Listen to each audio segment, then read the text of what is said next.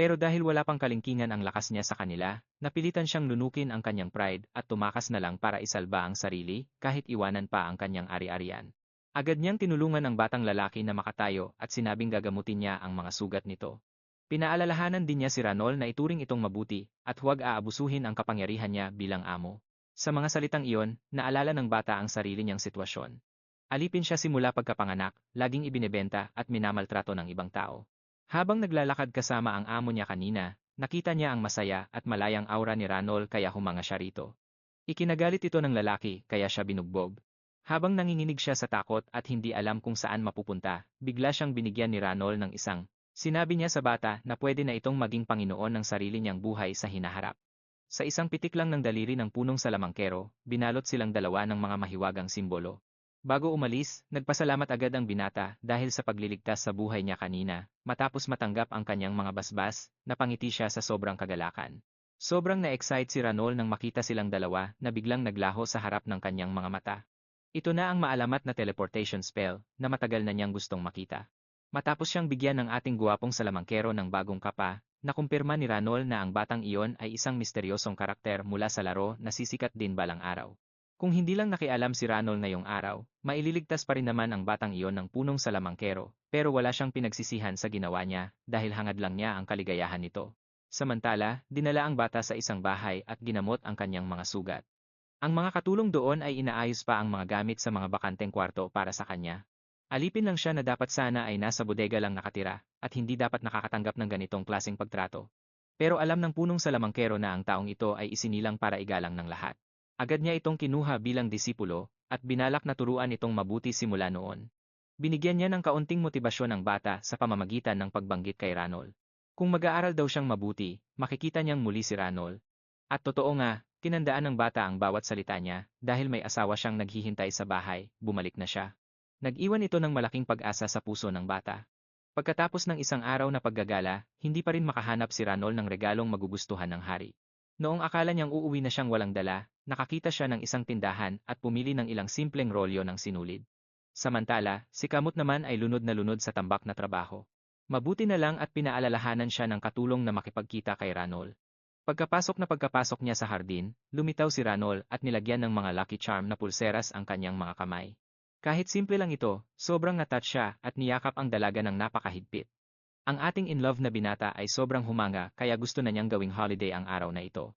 Para mabago ang takbo ng isip ng isang probinsyana, kailangan siyang dalhin sa isang marangyang lugar para sa isang total makeover, at syempre, gamit ang makapangyarihang black card ni Kamot. Agad siyang inasikaso ng isang grupo ng mga profesional na katulong, pero syempre, hindi nila pwedeng basta na lang paalisin ang personal na katulong ni Ranol.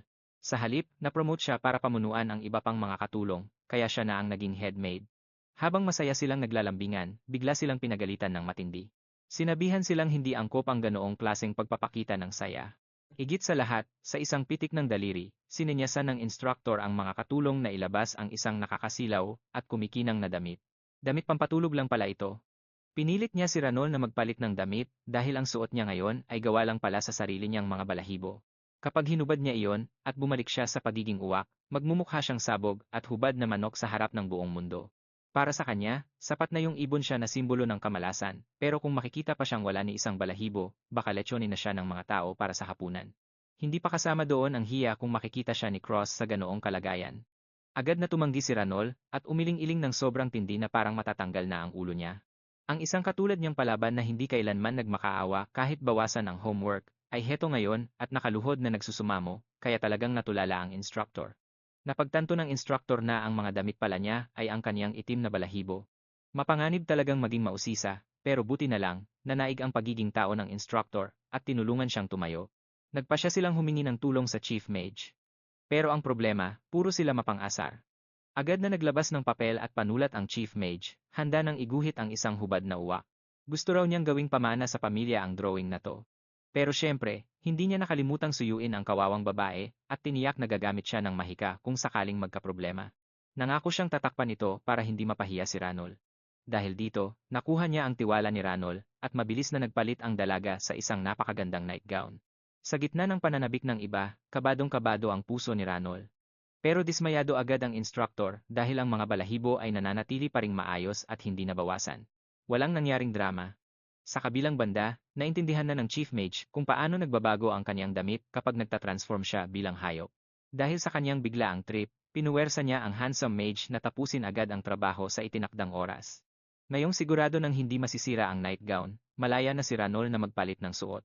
Pwede na siyang magsuot ng mga mamahalin at punong-puno ng gintong palamuti na damit. Mula ngayon, parang isa na siyang ganap na mayamang may bahay. Mabilis niyang hinawakan ang kamay ng kaniyang instructor at paulit-ulit na nagpasalamat. Pero ang instructor, dahil hindi natuloy ang balak niyang makita ang nalabnot na ibon, ay matabang na sinabihan siyang lumayo muna. Gayunpaman, pinilit pa rin niyang maging kalmado. Nakalimutan niyang binubuli pala niya ang itinakdang kapareha ng emperador, kaya naman nagpaalala siya sa sarili na kailangang mag-ingat na sa susunod. Sa wakas, dumating na ang araw ng sayawan. Todo bihis si Ranul at talagang agaw eksena ang kaniyang ganda sa pag-aalalay ng knight at ng handsome mage. Dahil maraming maharlika ang wala noong araw ng koronasyon, ang gabing ito ang nagsilbi nilang grand debut, kaya naman napakahalaga nito. At hindi lang yon, ang daming mga noble ang nagpaplano na ipakasal ang mga anak nila sa emperor para maging empress, habang ang iba naman, gustong-gusto nilang maangkin si Ranol. Dahil dito, isinantabi muna ng knight ang pagiging palabiro at naging sobrang seryoso. Todo bantay siya para masigurong maayos at ligtas ang lahat sa loob ng bulwagan. Noong inanunsyo na ang pagdating ni Lady Ranol, nagbulungan ang lahat sa silid dahil wala man lang noble title na kasunod ang pangalan niya. Pero mabilis ding nag-connect ang nasa isip ng mga tao dahil sa mga kumakalat na tsismis. Pumasok siya at buong kumpiyansang ipinakilala ang sarili. Dahil sa sobrang ganda niya, nakuha niya agad ang atensyon ng lahat. Agaw eksena talaga siya. Maya-maya pa, pumwesto na sa magkabilang gilid niya ang dalawa niyang gwapong bodyguard. Nang makita siyang parang takot na humakbang at hindi man lang makapagsalita, naawa ang gwapong mage kaya gumamit ito ng soundproofing spell. At doon na nga, sa isang iglap, lumabas ang totoong kulay ni Ranol at nagsimula na siyang daldal ng daldal. Torture talaga para sa kanya ang magpanggap na isang formal at eleganteng lady. Pero bigla siyang kinilabutan ng maramdaman ang nakakatakot na titig ng kanyang instructor mula sa likuran. Sa wakas, dumating na rin ang bida ng piging na ito.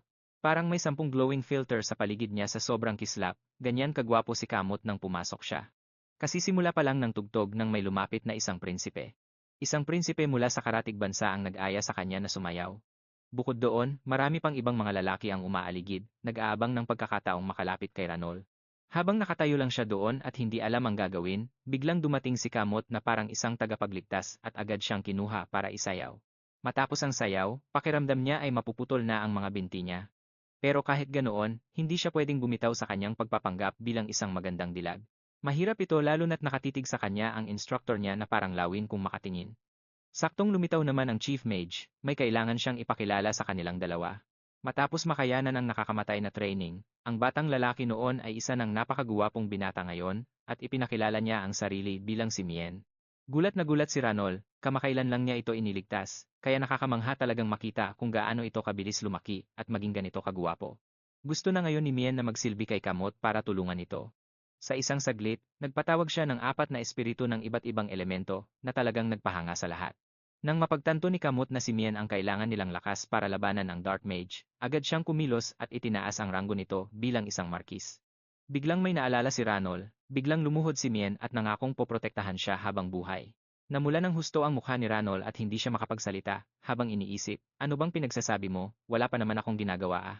Napagtanto naman ni Kamot na nagmukha siyang selosong teenager, kaya napahiya siya sa sarili niyang mga salita at mabilis na nagpa siyang bumalik na lang sa kwarto para magpahinga at maghanda para sa ball kinabukasan. Hindi mapigilan ni Ranol na matawa ng husto hanggang sa sumakit ang tiyan niya, na ang nasa isip ay, kung mapapahiya ka lang din naman, bakit mo pa sinabi? Samantala, pagbalik sa kanyang kwarto, nagpasalamat si Mien sa Chief Mage. Kahit na ang balak lang naman talaga niya ay ipakilala ang isang mahusay na talento kay Kamot, halatang halata na may mas malalim pang nararamdaman ang binata. Hindi lang siya nagpapasalamat sa pagkakataong ito, kundi sobrang saya rin niya dahil muli silang nagkita ni Ranol. Dito niya nalaman na para sa binata, higit pa sa isang tagapagligtas ang tingin nito kay Ranol. Pero hinding-hindi niya hahayaang may mangagaw sa babae ng emperor. Mahigpit niya itong binalaan na kahit kailangan niyang protektahan si Ranol gamit ang kanyang buhay, dapat niyang malaman ang lugar niya at manatiling isang guard lang. Sa labas, tumango ang binata na parang naintindihan niya, pero sa loob-loob niya, tapat na tapat ang puso niya kay Ranol.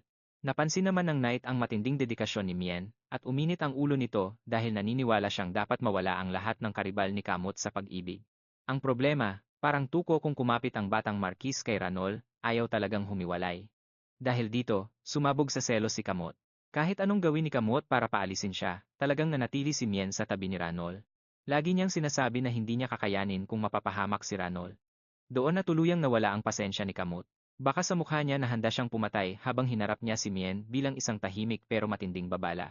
Sa sobrang tindi ng selos ni Kamot dahil sa pagmamahal niya, halos mamutla si Ranol sa gulat. Hindi niya akalain na ang mga gasgas na eksena ng love triangle sa mga mumurahing romance novel ay mangyayari mismo sa kanya. Dahil ayaw niyang magpatayan ang dalawa at masira ang party, inutusan niya si Mien na lumayo muna at mag-enjoy sa piging. Nang mapagtanto ng binata na sumobra siya at nailagay si Ranol sa alanganin, mukha siyang nalungkot pero sumunod pa rin siya sa utos nito. Pero hindi doon natapos yon.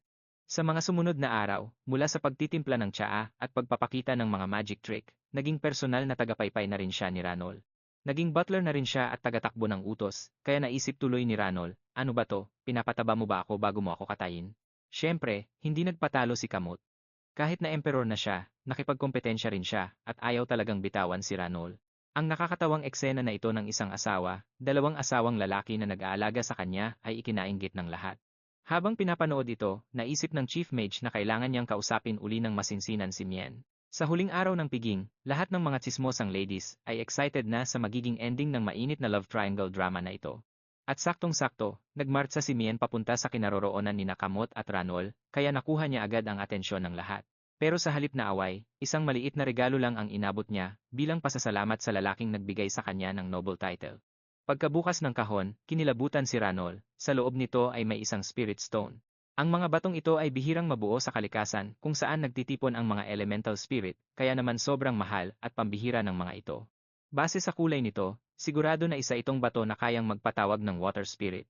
Hindi lang ito may matinding kapangyarihan, kundi may kakaiba rin itong kakayahang magpagaling, na parang nagbibigay sa may-ari ng kontrol sa buhay at kamatayan.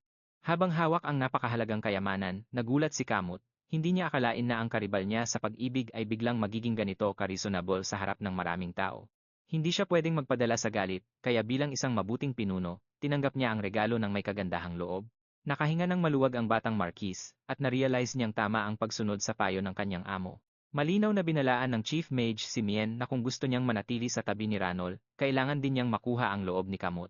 Wala namang lalaki ang papayag na may ibang lalaking laging nakabuntot sa magiging asawa niya. Para masigurong hindi siya mapapalaya sa palasyo, at makapanatili sa tabi ni Ranol para protektahan ito, nagpa siya ang binata na makipagkasundo na lang at kunin din ang loob ni Kamot. Ang gusto lang naman talaga niya ay ang pagkakataong maprotektahan si Ranol, at mabayaran ang utang na loob niya rito. Sa wakas, naliwanagan na rin si Mien. Hanggat ligtas si Kamot, masisiguro rin ang payapang buhay ni Ranol. Kaya naman, totoo ang kanyang sumpa ng katapatan kay Kamot. Nang makitang tama ang naging desisyon ni Mien, nakahinga na rin ng maluwag si Ranol. Sa wakas, bumabalik na ang kwento sa tamang direksyon nito. Sinamantala niya ang pagkakataon at humingi ng pabor sa binata. Inilabas niya ang sarili niyang maliit na spirit at nakiusap na tulungan siya nito. Lumabas silang dalawa at kapwa nagpatawag ng kanilang mga wind spirit, at nagpakita ng isang kamanghamanghang magic performance na naging dahilan para matapos ng maayos ang piging. Pero ibig sabihin din nito, nag-umpisa na uli ang orihinal na daloy ng kwento. Bigla na lang may isang dalaga, na anak ng isang noble, ang nahimatay. Ito na ang mismong hudyat ng pagdating ng totoong female lead. Sa araw na nagsimulang mangyari ang orihinal na plot, taliwas sa mga nakakatakot na eksenang kinatatakutan ni Ranol, maayos na nangyari ang lahat. Hindi naman siya naglaho gaya ng iniisip niya, pero mas lalo siyang nag-alala dahil sigurado siyang ito na ang katahimikan bago ang unos. Samantala, ang lady na nahimatay kanina ay nakatayo na sa harap ng salamin at nakangiting tinitingnan ang kanyang sarili. Sa oras na ito, hindi makapag-concentrate si Kamot sa trabaho niya dahil nakita niyang malalim ang iniisip ni Ranol habang nakatingin sa labas ng bintana. Kahit na nagpadala na siya ng tao para mag-imbestiga, wala pa ring paraan para malaman ang nangyari dahil walang nagsasalita tungkol dito. Mas lalo lang sumakit ang ulo niya. Kung pwede lang sana silang magharap, luluhod siya at magmamakaawa para sa sarili niyang kaligayahan. Mas mabuti na yon kaysa sa maghintay lang. At dahil laro lang ito, walang paraan para malaman ang pagkakakilanlan at pangalan ng female lead dahil ang player ang gumagawa nito kaya hindi ito sigurado. Kaya naman, ang paghahanap sa kanya ay naging mas mahirap pa sa pag-abot sa langit. Habang balisa siyang nag-iisip kung anong gagawin, biglang sumulpot si Kamot. Sa sobrang gulat niya, mabilis siyang bumalik sa anyong tao. Gusto niya agad na sumangguni kay Kamot kung anong dapat gawin kung gusto niyang makilala ang mga anak ng mga noble family. Mabilis siyang nakaisip ng mga ideya gaya ng pag-oorganisa ng isang pagtitipon o tea party. Dahil dito, nahulog si Kamot sa sarili niyang ilusyon, iniisip na gusto na nitong mag-debut bago ang ibang mga maharlika dahil sa wakas ay tinanggap na niya ang kanyang posisyon bilang empress ng bansa.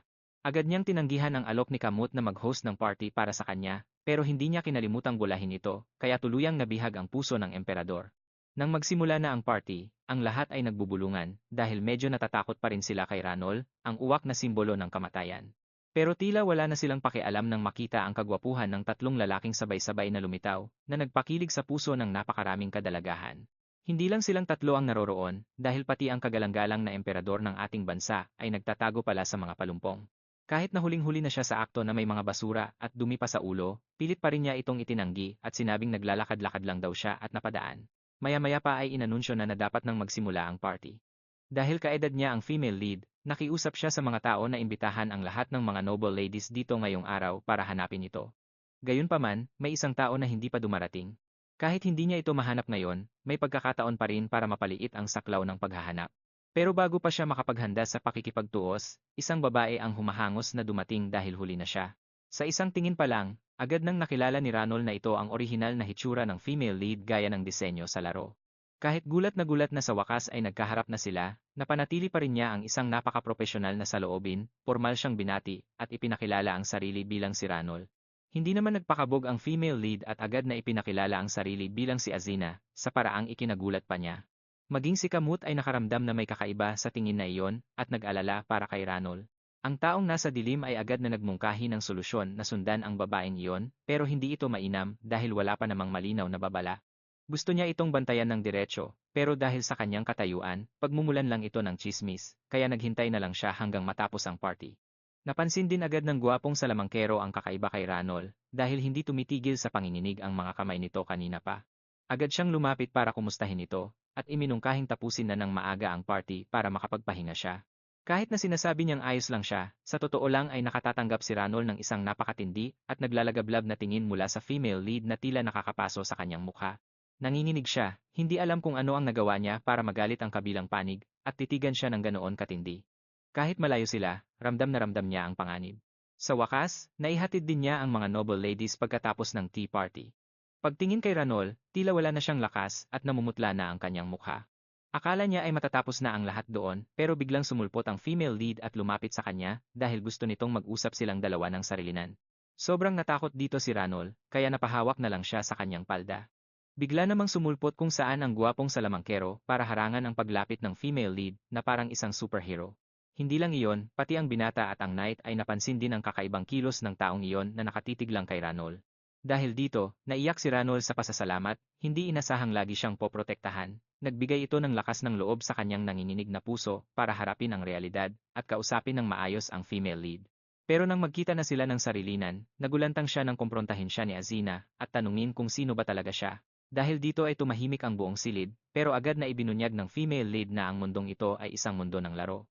At alam na alam niya na siya ang female lead na napunta sa orihinal na nobela, pero malinaw na walang karakter na nagngangalang Ranol sa takbo ng kwento. Kaya naman, sobrang nagpanik si Azina dahil ang hitsura niya ay naging sanhi ng kaguluhan sa larong ito. Agad niyang inusisa si Ranol kung anong uri ba siyang nilalang, napunta lang ba rito o muling nabuhay. Sobra siyang nabigla sa pag-atake ng mga tanong na ito. Dahil hindi na makapagtago o makapagsinungaling pa, inamin na niya ang katotohanan, at sinabing napunta siya sa katawan ng isang uwak.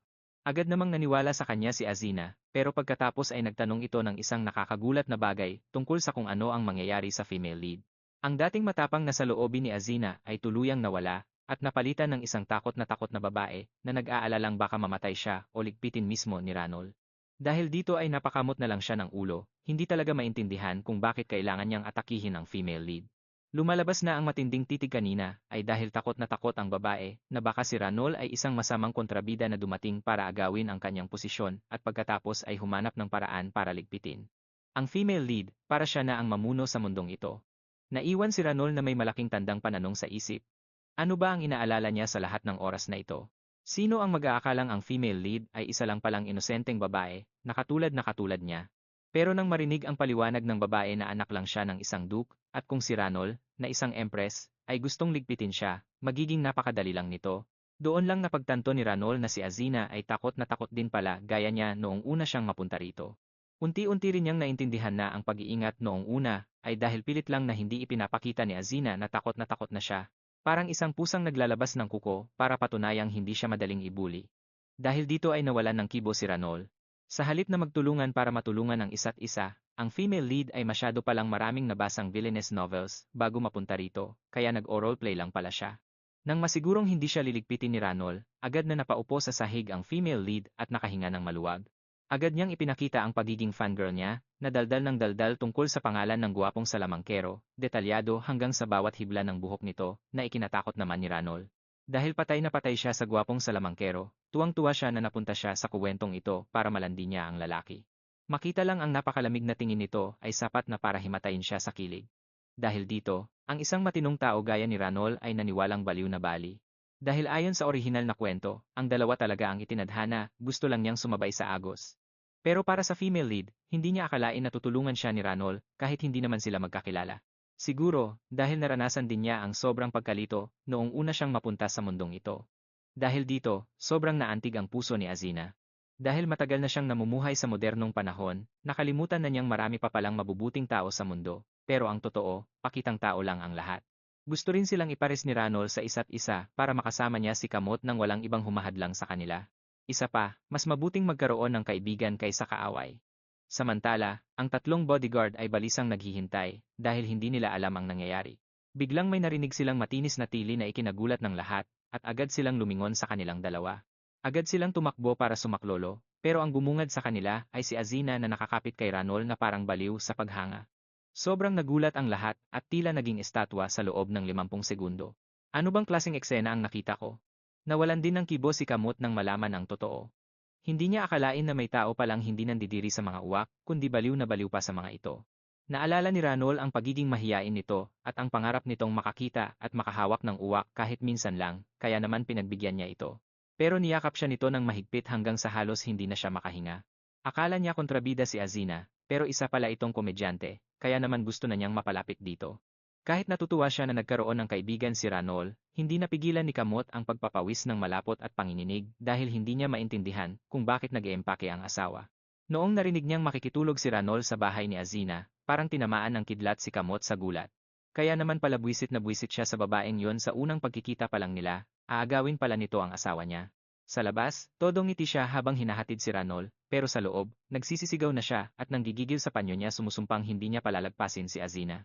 Habang wala namang kamuwang-muwang si Ranol, tuwang-tuwa siya sa kaniyang kakaibang plano, isang domineering CEO style na pag-amin kay Kamot. Lahat ng kaba niya noon ay naglaho na, kahit na ang totoo ay wala namang kaalam-alam ang bida nating to, kung paano makitungo sa ibang characters. Dahil ang pogi lang na mage ang gusto ni Azina, hindi na siya nag-abala sa iba, kaya naging parang lito at inosenteng bata siya. Dahil wala nang makuhang impormasyon, lalong nawalan ng kumpiyansa si Ranol at natakot sa kung anong mangyayari sa hinaharap.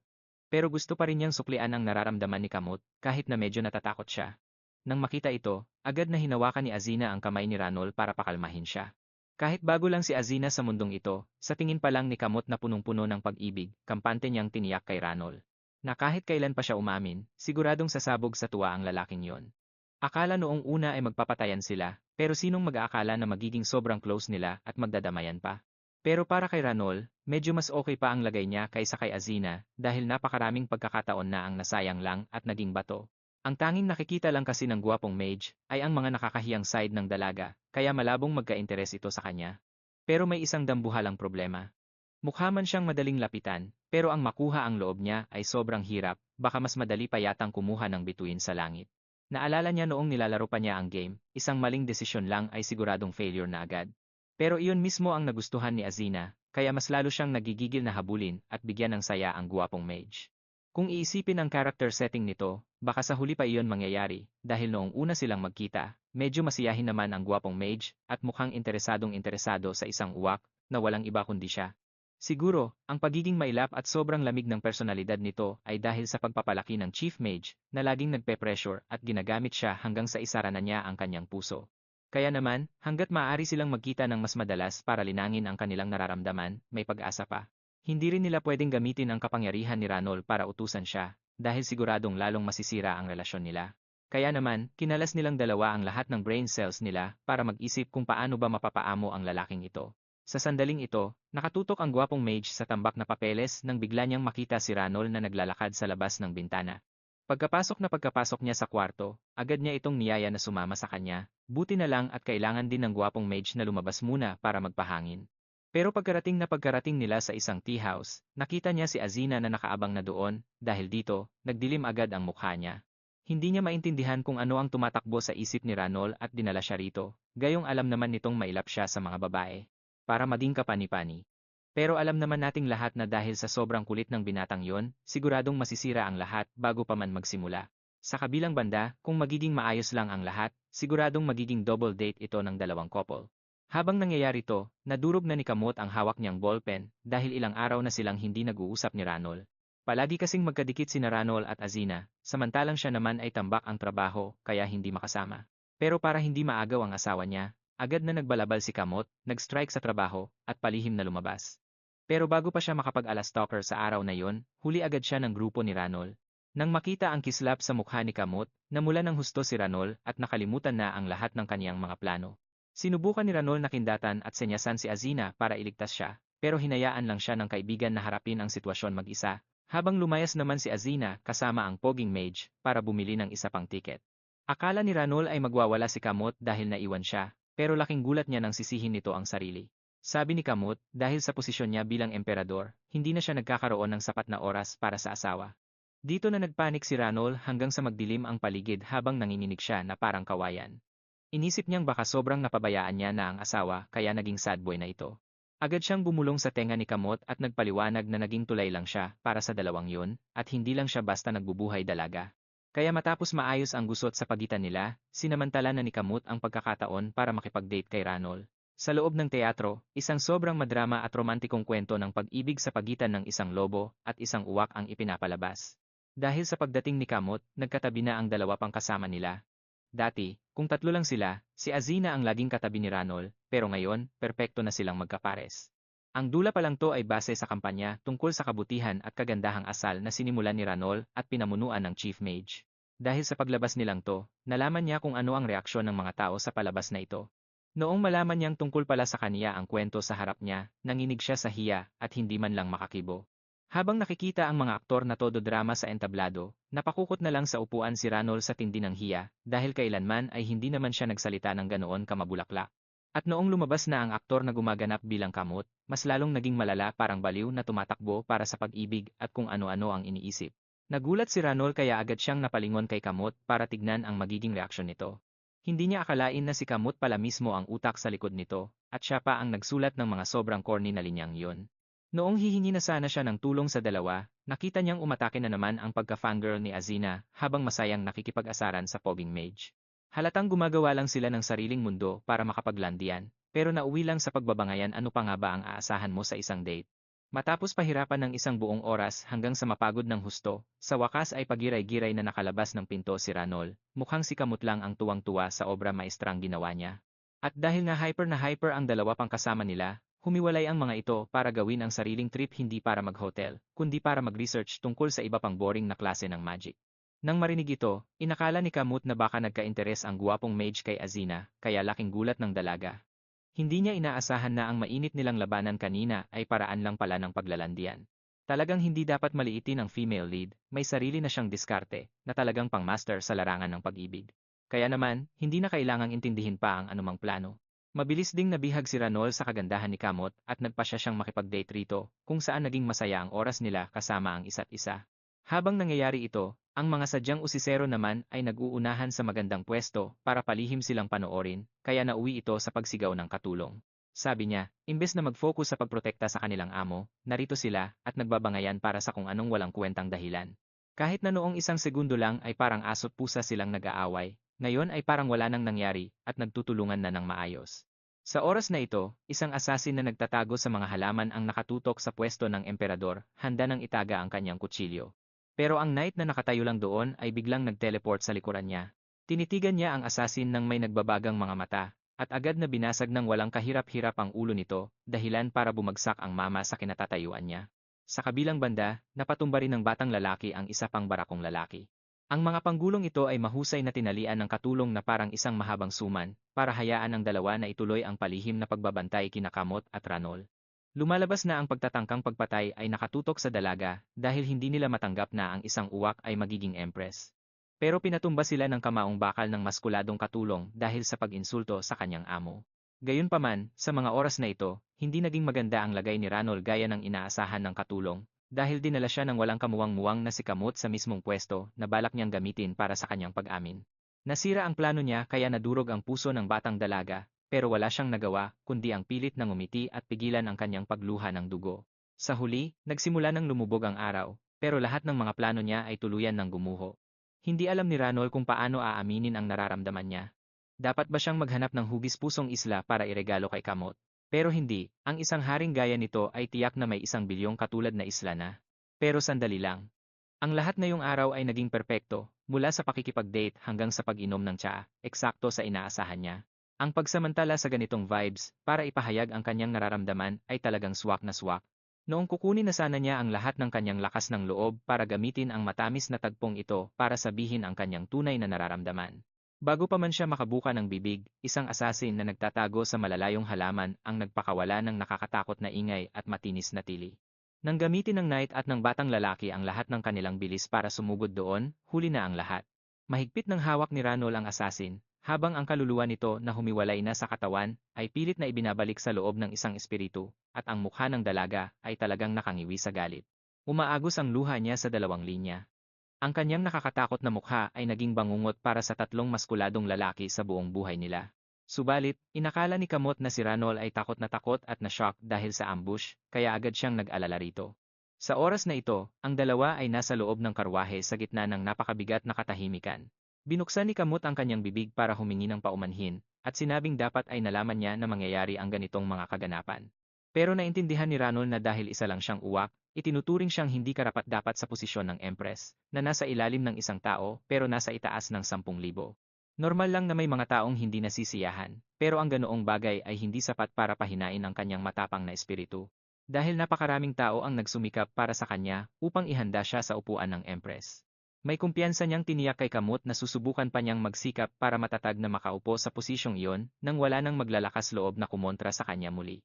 Dahil dito ay muling tumibok ng mabilis ang puso ng hari, at nagsimula na niyang ipakita ang kanyang pagiging sobrang mapagmahal sa asawa. Idineklara niya na kailangan nilang bumalik agad at kumuha ng mga sikat na artisan para mag-ukit ng 1,000 estatwa ng uwak na ilalagay sa paligid ng palasyo, para malaman ng mga tao kung gaano niya sinasamba ang kanyang asawa.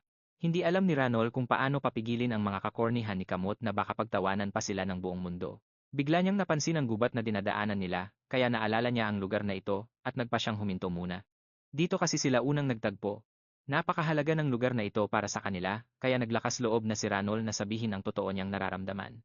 Dati, gusto lang niya ng tahimik na buhay, pero nagbago ang lahat nang makilala niya si Kamot, kahit pa nagdala ito ng gulo sa pamilya. Pero ngayon, ang pangarap niya sa buhay ay hindi na lang basta ang mabuhay, kundi ang makasama na si Kamot habang buhay. Hindi na siya ang matatakuting babae noon na laging nag-aalinlangan sa nararamdaman niya. Ngayon, sigurado na si Ranol na ang puso niya ay para sa kanya lang talaga. Dahil dito, nanigas sa gulat si Kamot at hindi nakapagsalita, parang hindi siya makapaniwala na mamahalin din siya ni Ranol. Sanay kasi si Kamot sa kamalasan kaysa sa saya, at kahit nakaupo na siya sa pinakamataas na trono, lagi pa rin siyang binabalot ng kawalan ng sigurado. Hanggang sa dumating ang uwak na iyon para protektahan siya.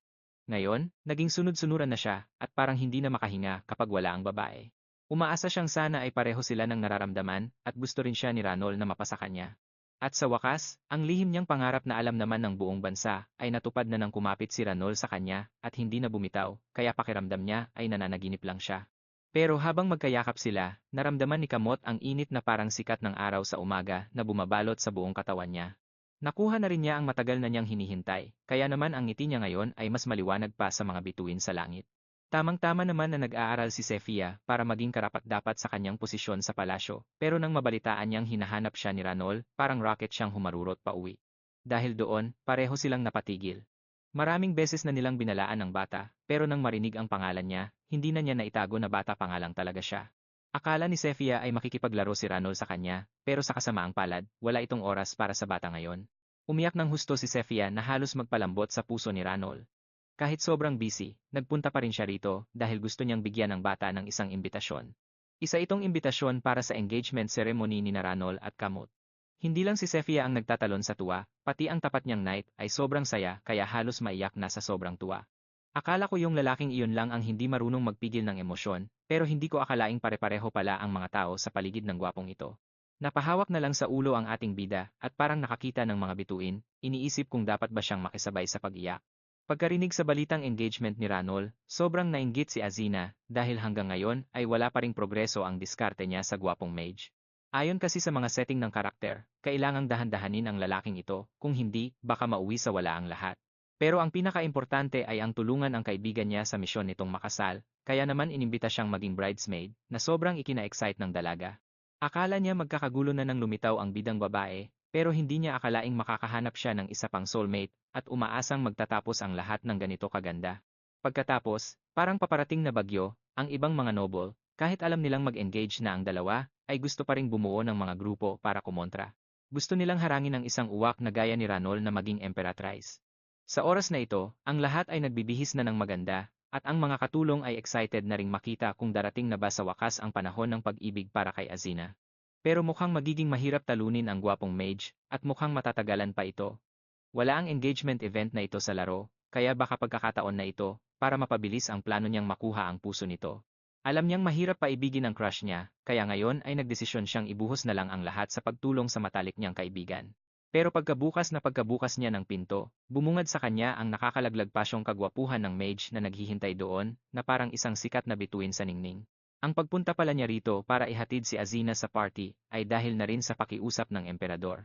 Dahil dito, sobrang nagpasalamat ang dalaga kay Cupid Kamot, at halos maiyak pa siya sa tuwa. Pero ang totoo, mali ang pinatutunguhan ng luha niya, dahil gumagawa lang ng paraan ang lalaki para hindi makadikit si Azina sa asawa niya. Pero hindi naging gahaman ang dalaga, at nagpasya siyang dahan-dahanin lang ang lahat. Naging maunawain siya sa trabaho ng gwapong mage, at sinabihan itong pwedeng umalis ng maaga kung kailangan. Dahil dito, parang napatigil ang ngiti ng lalaki, at nagulat din siya sa sarili niya na nakaramdam siya ng inis, kung dati ito, siguradong tuwang-tuwa na siyang aalis agad. Sa totoo lang, ang gwapong mage ay isang napaka-boring na tao na laging nakabaon ng ulo sa mga libro buong araw. Kahit nagkaroon siya ng mga bagong kakilala, itinuturing lang niya silang mga katrabaho at hindi aabot sa punto na matatawag na mga kaibigan. Pero si Azina, na nasa harap niya ngayon, ay mukhang kakaiba sa lahat. Siya iyong tipo ng tao na marunong makinig at nagbibigay ng mga bagong pananaw. Kahit may babala na, napakagatlabi na lang siya, kahit alam niyang hindi dapat, gusto pa rin niyang maging kaibigan si Azina. Nang magsimula na ang seremonya, nakahinga ng maluwag si Ranol dahil naging maayos naman ang lahat. Buti na lang at nagbunga ang lahat ng paghihirap niya. Hindi lang kasi siya tinuruan ng walang puyatan ng instructor, kundi pinilit din siyang magbasa ng gabundok na libro ng Marquis. Nang malaman ni Kamut kung gaano nagsikap si Ranol para sa kanya, sobrang naantig ang puso ng lalaki hanggang sa maiyak siya sa tuwa. Nang makita ang dalawa na hindi takot ipakita ang tunay nilang pagkatao sa harap ng lahat, napasana all na lang ang mga tao sa paligid. Bilang nakababatang kapatid, sobrang proud ni Sefia, dahil kapag ang isang lobo ay nakahanap na ng kanyang kapareha, ibibigay nito ang buong kaluluwa niya. Kahit masaya ang bata ngayong araw, ayaw niyang istorbohin ang moment ng dalawa dahil marunong siyang rumespeto sa privacy nila. Isa pa, nang makita niya iyong tatlong OA sa tabi niya, ayaw ng bata na husgahan din siya ng ganoon. Sa gitna ng masayang selebrasyon, may isang inggiterang noble pa rin ang nag-iisip na sa kanya dapat ang posisyong iyon, kaya naman naghanap agad siya ng paraan para sirain ang seremonya.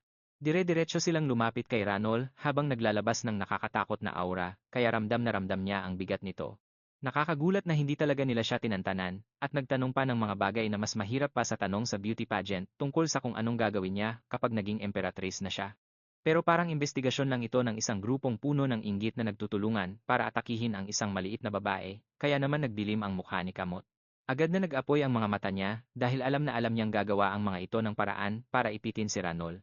Pero sobrang nagalit siya dahil naglakas loob ang mga taong iyon na usisain ng emperatrice sa mismong harap ng emperador.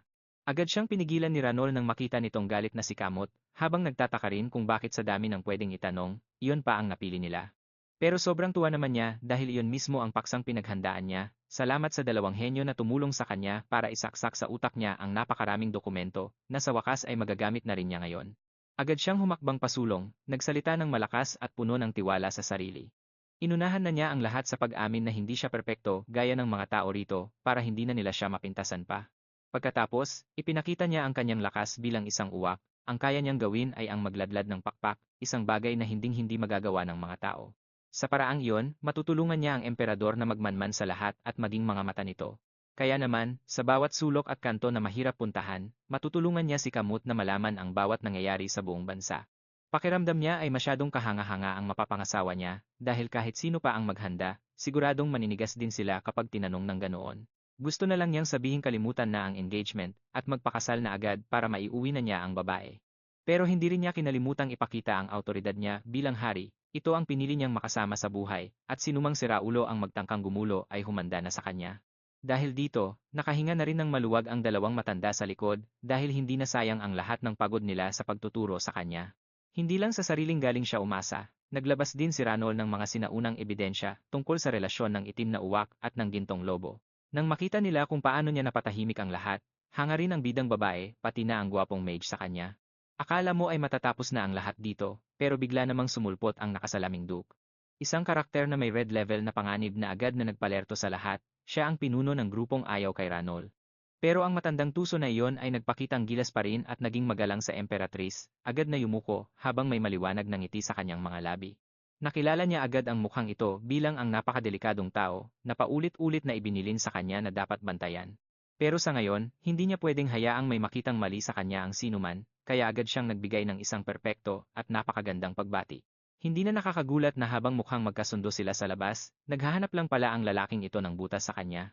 Nang mapagtanto niya na mas mahirap palang kausap si Ranol kaysa sa iniisip ng matandang tuso, binago niya ang kanyang plano, at gumawa ng ibang hakbang, kampanteng magugulat niya ang Emperatrice. Pagkatapos ng party, nagkaroon na rin sa wakas ng oras si Sefia para makipaglaro kay Ranol. Nang makita niya ang nakababatang kapatid na nagkunwaring natumba para mapalapit sa kanya, sobrang naging proud si Kamut. Tunay nga na kung ano ang puno, siya ring bunga. Gustong gamitin ni Ranol ang nangyari ngayong araw para makuha ang loob ng mga taong dati pa ay kumokontra sa kasal nila. Ang nakakalitong pagbabago mula sa matandang tuso na iyon ay siguradong nagpagulo sa isip ng marami at hindi na sila basta-basta magtitiwala sa kanya.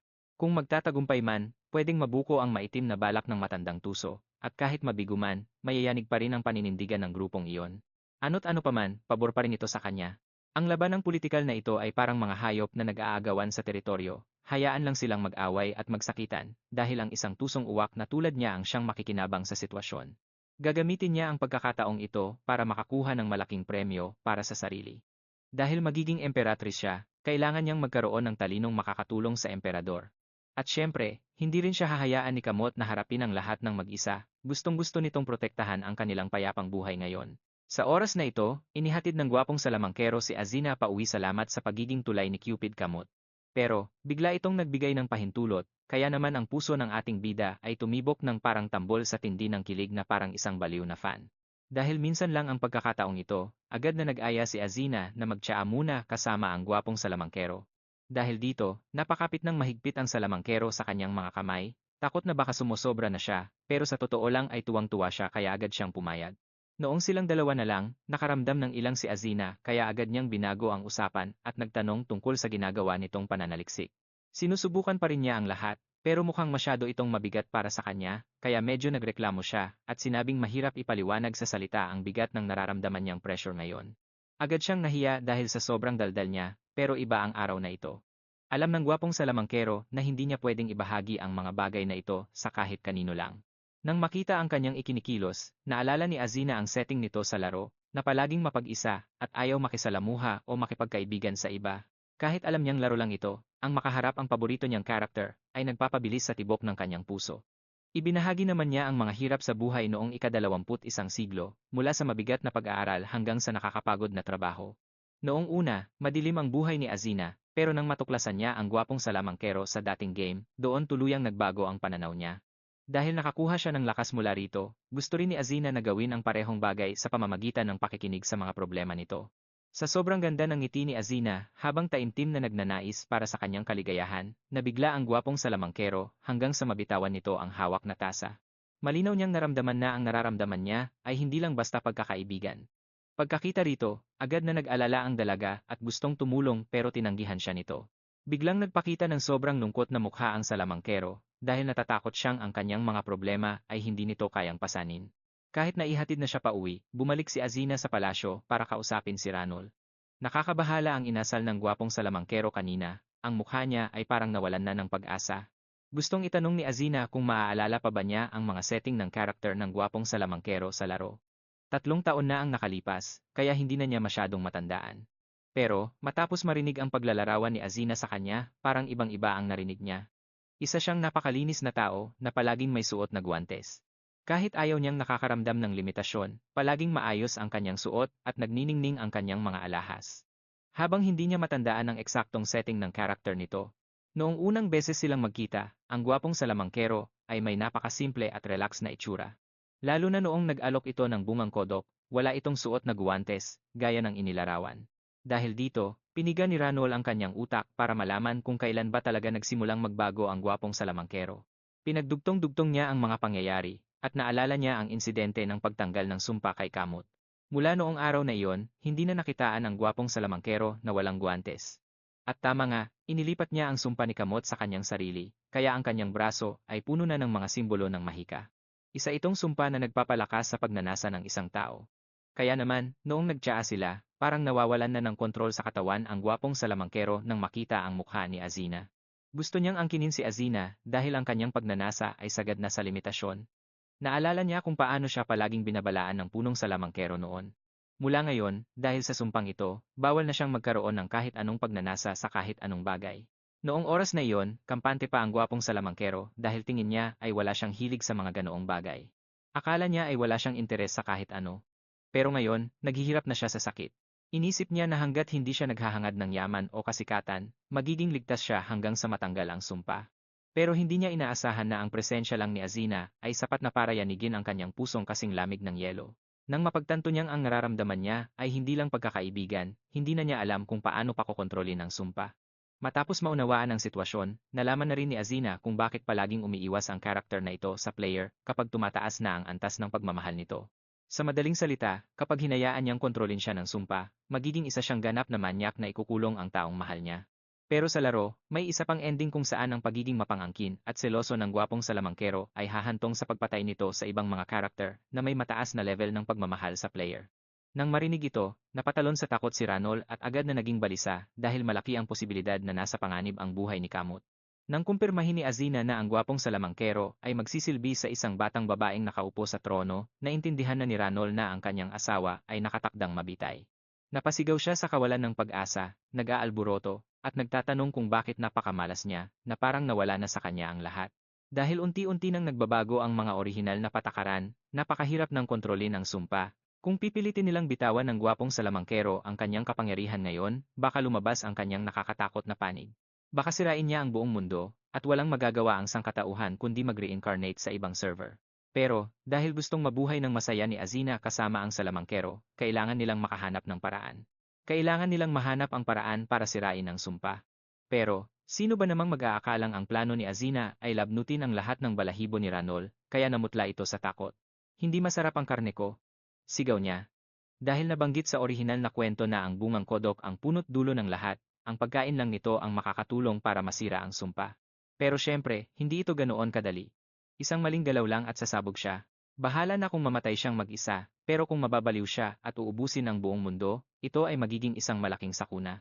Hindi maintindihan ni Ranol kung bakit gusto ni Azina ang kanyang magaganda at nagniningning na dahil nakakain na si Ranol ng bungang kodok at ang bungang iyon ay nanggaling sa mga uwak, magiging napakalakas ng epekto nito. Sa ganitong paraan, kahit mabigo sila, maaari itong magsilbing pundasyon. Makakatulong ito para unti-unting masanay ang katawan ng salamangkero sa mahiwagang kapangyarihang iyon. Pagdating ng panahon na kakainin na niya ang totoong bungang kodok, hindi siya ma-overdose at magigising siya ng ligtas. Kaya naman, agad siyang nagpasyang isakripisyo ang kanyang mga balahibo para iligtas ang salamangkero nang walang pag-aalinlangan, pero agad din niyang binawi ang sinabi at mabilis na tumakbo palayo, nilampasan pa ang buhay ni Kamot. Nang makitang punong-puno ng balahibo ang kamay ni Azina habang nagpaplano pa itong kalbuhin si Ranol para i-auction at iregalo ang mga balahibo, napatulala na lang ang tutang si Kamot sa sobrang lito. Hindi niya mawari kung ano ba ang ginagawa ng dalawa. Uso na ba ngayon ang labnutan ng balahibo, pero ang dalawang ito ay parang bagyong dumaan, at naiwan siyang nakatayo doon na parang kawawa. Parang humiwalay ang kaluluwa niya sa kanyang katawan. Gabi na ng kanilang engagement, pero hindi siya makakuha ng katahimikan dahil sa dalawang ito, kaya agad niyang pinalayas si Azina at pinauwi. Samantala, nagsimula ng mag-isip ng kung ano-ano ang ating gwapong salamangkero, at nag-impake na para tumakas, kahit na masakit sa loob niyang iwan ang lugar na ito. Pero, kailangan niyang tiisin ang lahat ng mag-isa. Hindi siya pwedeng humingi ng tulong sa punong salamangkero, masyado itong abala sa pagbabantay laban sa madilim na salamangkero na pwedeng bumalik anumang oras para umatake. Habang naglulublob siya sa lungkot dahil sa pag-iisa, biglang sumulpot si Azina, dala ang isang mainit na sinag ng pag-asa. Pero hindi nito kayang pawiin ang kadiliman sa kanyang puso. Ang makita ang taong mahal niya ay muling nagpaliyab sa kanyang matinding pagnanasa. Nagpakita siya ng mapusok na tingin, gamit ang matatamis na salita para akitin ang dalaga. Sakto namang pag-abot ng mga kamay niya na tila bayayakapin ang mga kamay nito, nilagyan ni Azina ang mga iyon ng isang garapon na puno ng mga balahibo ni Ranol, bilang pahiwatig na ito mismo ang bagay na makakatulong sa guwapong salamangkero para mabali ang sumpa niya. Dahil dito ay natigilan siya. Akala niya ay lubog na siya sa kumunoy ng kawalan ng pag-asa, pero ang isang pangungusap na iyon ang nagbalik ng pag-asa sa guwapong salamangkero. Matapos kumalma, tinanong na rin sa wakas ni Kamot ang tungkol sa nangyari nung nakaraang gabi at kung bakit silang dalawa ay naglalabunot ng mga balahibo at naghahabulan sa buong palasyo.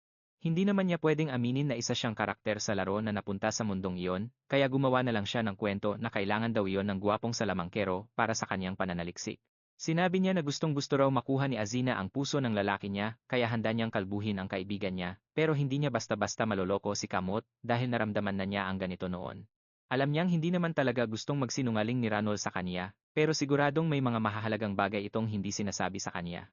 Habang abala si Ranol sa pagsusulat ng mga liham para makuha ang panig ng mga maharlika, ang emperador naman, na may 1,000,000 bagay na dapat gawin, ay kinalimutan ang kaniyang mga tungkulin at nagmamadaling pinuntahan ang kaniyang munting asawa. Pero wala rin itong silbi. Masyadong tuso ang guwapong salamangkero at sinuhulan ang binata ng isang kumpol ng kumikinang na gintong balahibo ng lobo mula mismo sa taong iniidolo nito. Agad na nayanig ang katapatan ng kabalyero. Kung magkakaroon siya ng ganitong kayamanan na maipapamana pa sa kanyang mga apo, talagang wala na siyang mahihiling pa. Kaya naman, agad siyang humingi ng paumanhin sa kanyang idolo, at sinabing ipagkakanulo niya si Kamot sa loob ng mga 7 segundo, habang nanonood ng nanlalaki ang mga mata, habang sumisigaw si Kamot sa desperasyon. Sa huli, walang awang kumuha ang bawat isa sa kanila ng isang kumpol at isang tumpok ng balahibo. Mas lalo pang nakakabaliw nang hingan din siya ng buhok mula sa anyong tao niya. Dahil dito, tuluyan ng isinuko ni Kamot ang kaniyang dangal. Nagpaubaya na lang siya at hinayaan ang guwapong salamangkero na gawin ang kahit anong gusto nito. At dahil doon, ang ating bayaning hari ay nakaramdam ng matinding pagkailang nang makita ang kaniyang sobrang ikling buhok. Akala ni Ranol ay masyado lang banidoso si Kamot sa kaniyang itsura, pero sino ba namang mag-aakala na natatakot lang pala siya na baka hindi magustuhan ni Ranol ang bago niyang itsura.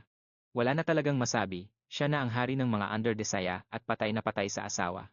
Habang ang dalawa ay naglalambingan at naglalandian, biglang may dumating na unos, at Azina ang pangalan nito. Dahil pumunta siya rito bilang assistant ng magiging emperatrice, hindi siya basta-basta mapapaalis. Dahil dito, natulala na lang si Kamot, tahimik. Pero nang makita ni Ranol na tinutulungan ni Azina sa trabahong hindi niya pwedeng pakialaman, napilitan siyang tanggapin ito at malungkot na bumalik sa sarili niyang gawain. Sa oras na ito, nahuli na ng mga shadow ang mga assassin na palihim na pumunta para patayin si Ranol. Pero, wala talagang paraan para mapagsalita sila kung sino ang utak sa likod nito. Kahit hindi sila kumibo, alam naman ng lahat na yung mga aristokratang walang magawa sa buhay ang may pakana nito. Buti na lang at naharang sila agad. Kinabahan siya sa nangyaring ito. Sigurado siyang hindi lang ito simpleng pagtatangkang pagpatay. Siguradong may niluluto na namang tuso at madayang plano ang matandang fox na iyon, kaya kailangan ng dobleng pag-iingat. Pagpasok sa palasyo, napagtanto ng batang utusan na mahirap din pala ang buhay ng pamilya ng hari dahil kailangan nilang dumalo sa sunod-sunod na piging mula umaga hanggang gabi. Ayos lang naman ang maging gugwardiya, pero ang talagang nahihirapan ay si Ranol na nasa sentro ng lahat at kailangang makisalamuha sa mga taong iyon. Dahil gusto niyang makuha ang panig ng mga noble, hindi siya nag-atubiling magdaos ng kung ano-anong klase ng party. Kasama na rito ang mga aktibidad sa pagbabasa, paggawa ng sining, at iba pang katulad nito. Ang layunin ay para mas madali silang malapitan at makita kung sino ang pwedeng mapasunod. Dahil baka makampante sila sa paligid ng mga taong ito, hindi sumali ang mga matataas na opisyal. Ang batang utusan at si Azina lang, na parehong bago sa palasyo, ang tumulong. Ayos na sana ang lahat at naaayon sa plano nang biglang sumulpot na naman ang matandang fox na iyon para manggulo.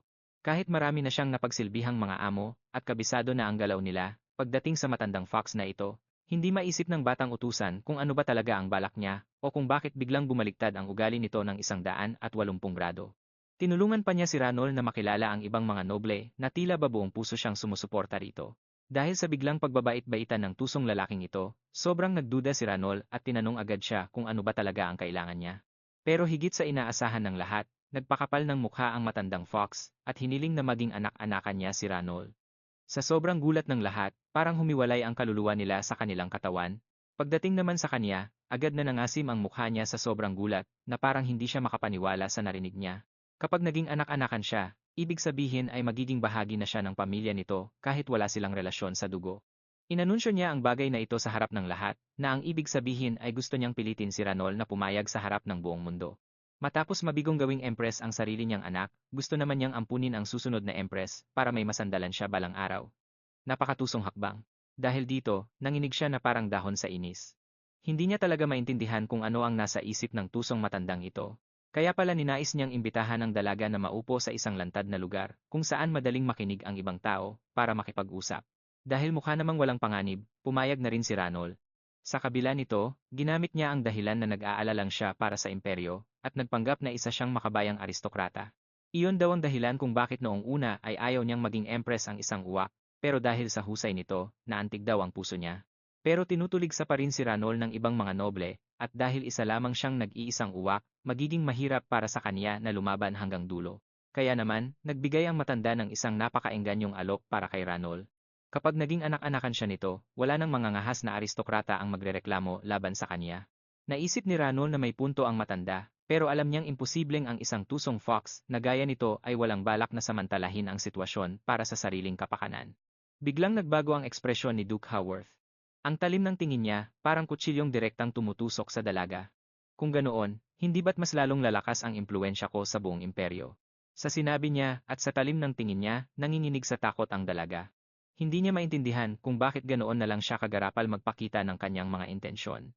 Nang makita ng Duke ang kaba sa mukha ng dalaga, tumawa ito ng malakas. Naku, wag ka namang masyadong mailap, lady ko. Tutal, poprotektahan ka naman ng kanyang kamahalan na si Kamut. Paano ko naman magagawang pagsamantalahan ka?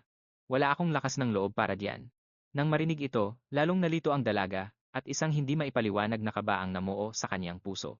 Dahil sa mga pangyayari nitong mga nakaraang araw, naging tensyado ang lahat. Nagunahan ang mga aristokrata para maging kamag-anak ng susunod na empress. Dosena-dosenang tao ang nagkumpulan sa harap ng gate ng kastilyo, umaasang maampun nila si Lady Ranol bilang kanilang anak. Ang nangunguna sa kanila ay si Duke Haworth. Hayagan niyang ipinagsasabi ang sitwasyon, at ang inosente niyang mukha ay lalong nagpakaba sa dalaga. Araw-gabi ang ginagawa nilang gulo, kaya napahawak na lang si Ranol sa kanyang ulo.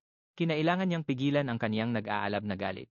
Sa gitna ng kritikal na sitwasyong ito, napilitan sa wakas si Ranol na magpatawag ng isang emergency meeting para makahanap ng solusyon. Habang nagpupulong at nagdidiskusyon ang lahat, biglang nagkaroon ng ideya si Winston. Itinuro niya ang dalawang propesor, si Marquis William at si Lady Panya. Sabi ni Winston, ang ideyang ito ang babago sa sitwasyon. Pero nang malaman nilang sila ang napili, nagulat si Marquis William at agad na tumutol. Uy, pwede bang tumanggi? Tapos nagpaliwanag siya, salamat sa pagsama sa akin sa listahan ng mga kandidato, pero gusto ko lang talagang ialay ang sarili ko para sa imperyo. Hindi ko hangad ang kapangyarihan ng palasyo.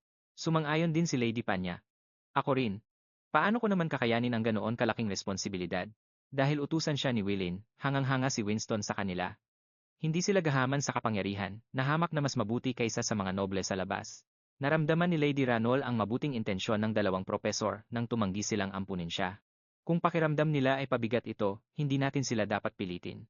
Sayang man, pero dapat na nating alisin ang mga pangalan nila sa listahan, desisyon ni Ranol. Nang marinig ito, naiyak sa tuwa ang dalawang propesor. Salamat, Lady Ranol, dahil naintindihan niyo kami. Nakahinga ng maluwag si Ranol.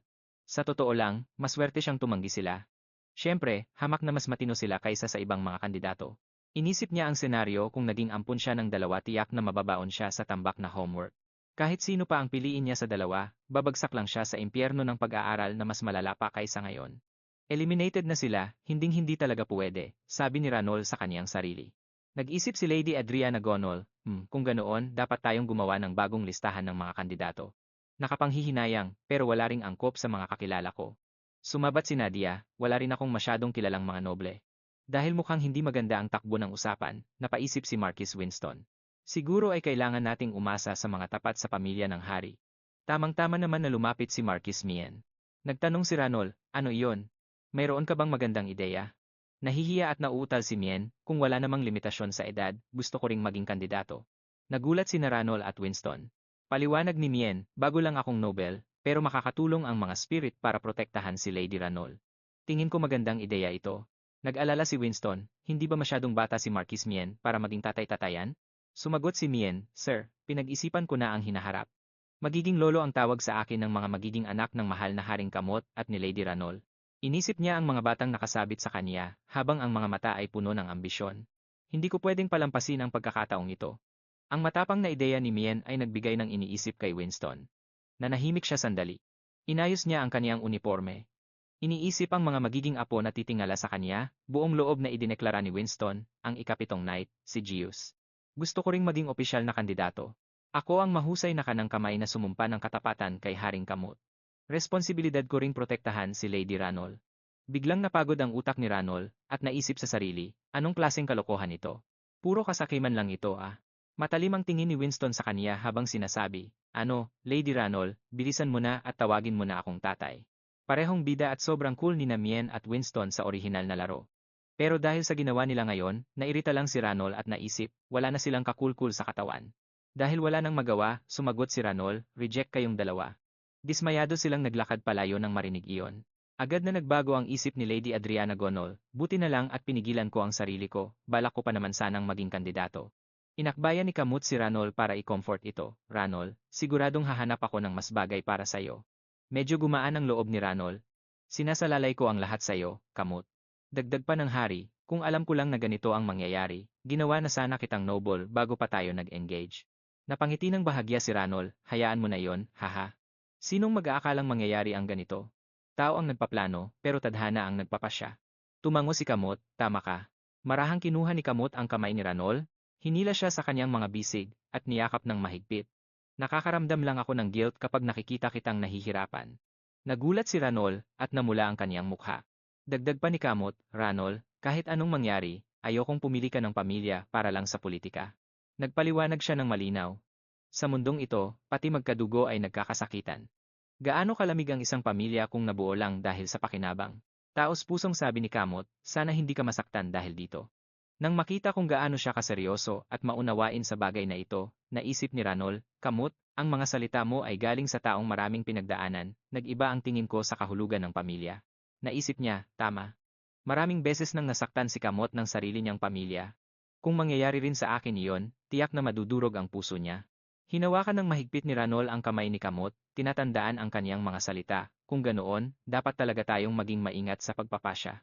Biglang may kumatok sa pinto kasunod ang boses ng gwardya, Lady Ranol, gustong makipagkita ni Duke Haworth. Kinabahan si Ranol, at mabilis na nag-isip. Dahil dito, nagalit si Kamot, ano na namang pakana ang balak niya. Ranol, wag mo siyang harapin. Agad siyang pinakalma ni Ranol, ayos lang iyon, Kamot. Kailangan ko siyang makausap. Naglakad siya papunta sa pinto at lumingon para magbilin. Habang hinaharap ko si Duke Haworth, pakiusap, manatili lang kayo rito. Desidido ang kaniyang tingin habang nakakuyom ang mga kamay, kumbinsihin niyo ang iba na suportahan tayo. Maaasahan ko ba kayo? Sa courtyard, matagal nang naghihintay si Duke Haworth. Sabi niya, salamat, Milady, sa pagpayag na makita ako kahit biglaan ang dating ko nang walang pasabi. Magalang na bumati si Ranol, sa likod niya ay ang dalawang lalaking rejected na nakayuko ang ulo. Tanong niya, bakit po kayo naparito? Wala pa po akong maisasagot. Ngumiti si Haworth, hindi ako narito para madaliin ka, Milady. Napansin ko lang na nahihirapan kang pumili ng tao, kaya naparito ako para magbigay ng payo. Kahit nanggagalaiti sa galit sa plastik niyang mukha, nagkunwari si Ranol na nagsabi, gusto ko pong marinig ang payo ng Duke. Mahalagang bagay ito, kaya mas mabuting makinig sa maraming opinyon. Nagkunwaring humihingi ng paumanhin si Haworth, pasensya na, Milady. Dahil sa akin, kailangan mo pang maghirap ng ganito. Yumukod ng magalang si Duke Haworth, na parabang sobrang tapat niya. Binigyang diin niya na lahat ng ginagawa niya ay dahil lang sa gusto niyang gamitin ang kaniyang kapangyarihan para pagsilbihan ang dalaga, habang umaasang mapapatawad siya nito. Tahimik lang na nag-obserba si Ranol, may nararamdaman siyang kakaiba, at misteryosong lakas na nagmumula sa kaniya. Sinabi ni Duke Haworth na sa nangyaring ito, siguradong nakita na ng dalaga ang kaniyang dambuhalang impluensya sa imperyo. Ang mga dating kumukontra sa kaniya ay agad na bumaligtad at sumuporta dahil lang sa ilang salita niya. Kaya naman, naniniwala siya ang pipiliin nito. Naisip ni Ranol, kaya pala niya inudyukan ang ibang nobles na magkagulo. Hindi nga biro ang impluensya niya. Nag-atubili siya sandali, tapos biglang nagtanong, Paano kung iba ang piliin ko? Anong gagawin nyo? Tumawa ng malakas si Haworth, haha. May nakahanda na siyang sagot sa kanyang isip, kung iba ang pipiliin mo, may magbabago ba? Tinitigan niya si Ranol ng matalim at lumamig ang kaniyang boses. Kung tatanggihan ng dalaga ang taong pumili sa kanya o hihingi ng tulong sa iba, ibig sabihin ay hindi siya karapat-dapat. Bakit ka pipili ng tao mula sa panig ng emperor? Hindi iyon naiiba sa pagtalikod sa lahat ng iba pang paksyon. Ang isang hindi makatwirang empress ay hindi kakayanin ang ganito kabigat na responsibilidad. Kinilabutan si Ranol sa kaniyang mga salita. Bumibilis ang tibok ng kaniyang puso, at bakas sa kaniyang mukha ang takot at kaba, buwisit. Ibig bang sabihin nito, kapag iba ang pinili ko, gagamitin niya ang lahat ng paraan para saktan ako? Pagkarinig nito, agad na binunot ni Marquis Winston ang kanyang espada, at puno ng babala ang kanyang boses, Duke Haworth, pinagbabantaan mo ba ang magiging emperatrice? Hindi rin nagpatalo si Marquis Mien at naglabas ng mahika bilang pananakot, kung iniisip mong manonood lang kami dito, nagkakamali ka ng malaki. Agad namang nagbago ang timpla ng duke at nagpakita ng malumanay ng ngiti. Naku, sinabi ko lang naman na gagawin ko ang lahat para kumbinsihin siya. Wala pa akong ginagawa. Sa totoo lang, kung dadaanin nyo sa dahas ang bawat bagay na hindi nyo gusto, kahit gaano pa kataas ang katapatan nyo, ang ginagawa nyo ay walang pinagkaiba sa pagtataksil. Masyadong mapang-uyam ang kanyang mga salita, kaya hindi na nakapagpigil ang dalawang markis at balak ng sumugod. Pero agad na pumagitna si Ranol, kayong dalawa, kumalma kayo. Mahinahon siyang nagsalita, naiintindihan ko ang punto ng Duke, at alam ko ring bawat galaw mo ay pinag-isipan mong mabuti. Bigla siyang nagseryoso at may bakas ng panghahamak sa kanyang mga labi, gayunpaman, kahit gumuho pa ang mundo, hinding-hindi ako magiging ampon mong anak. Natigilan si Duke Haworth at napatingin kay Ranol, hindi makapaniwalang tinanggihan ang kanyang alok ng ganoon kabilis. Ano? Bulong niya. Sakto namang may narinig silang mga yabag ng paa.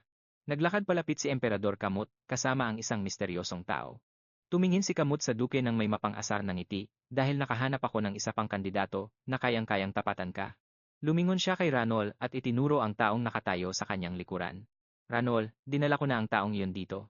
Tumama ang gintong sikat ng araw sa suot nitong kapa, kaya naman kuryosong-kuryoso ang lahat ng naroon.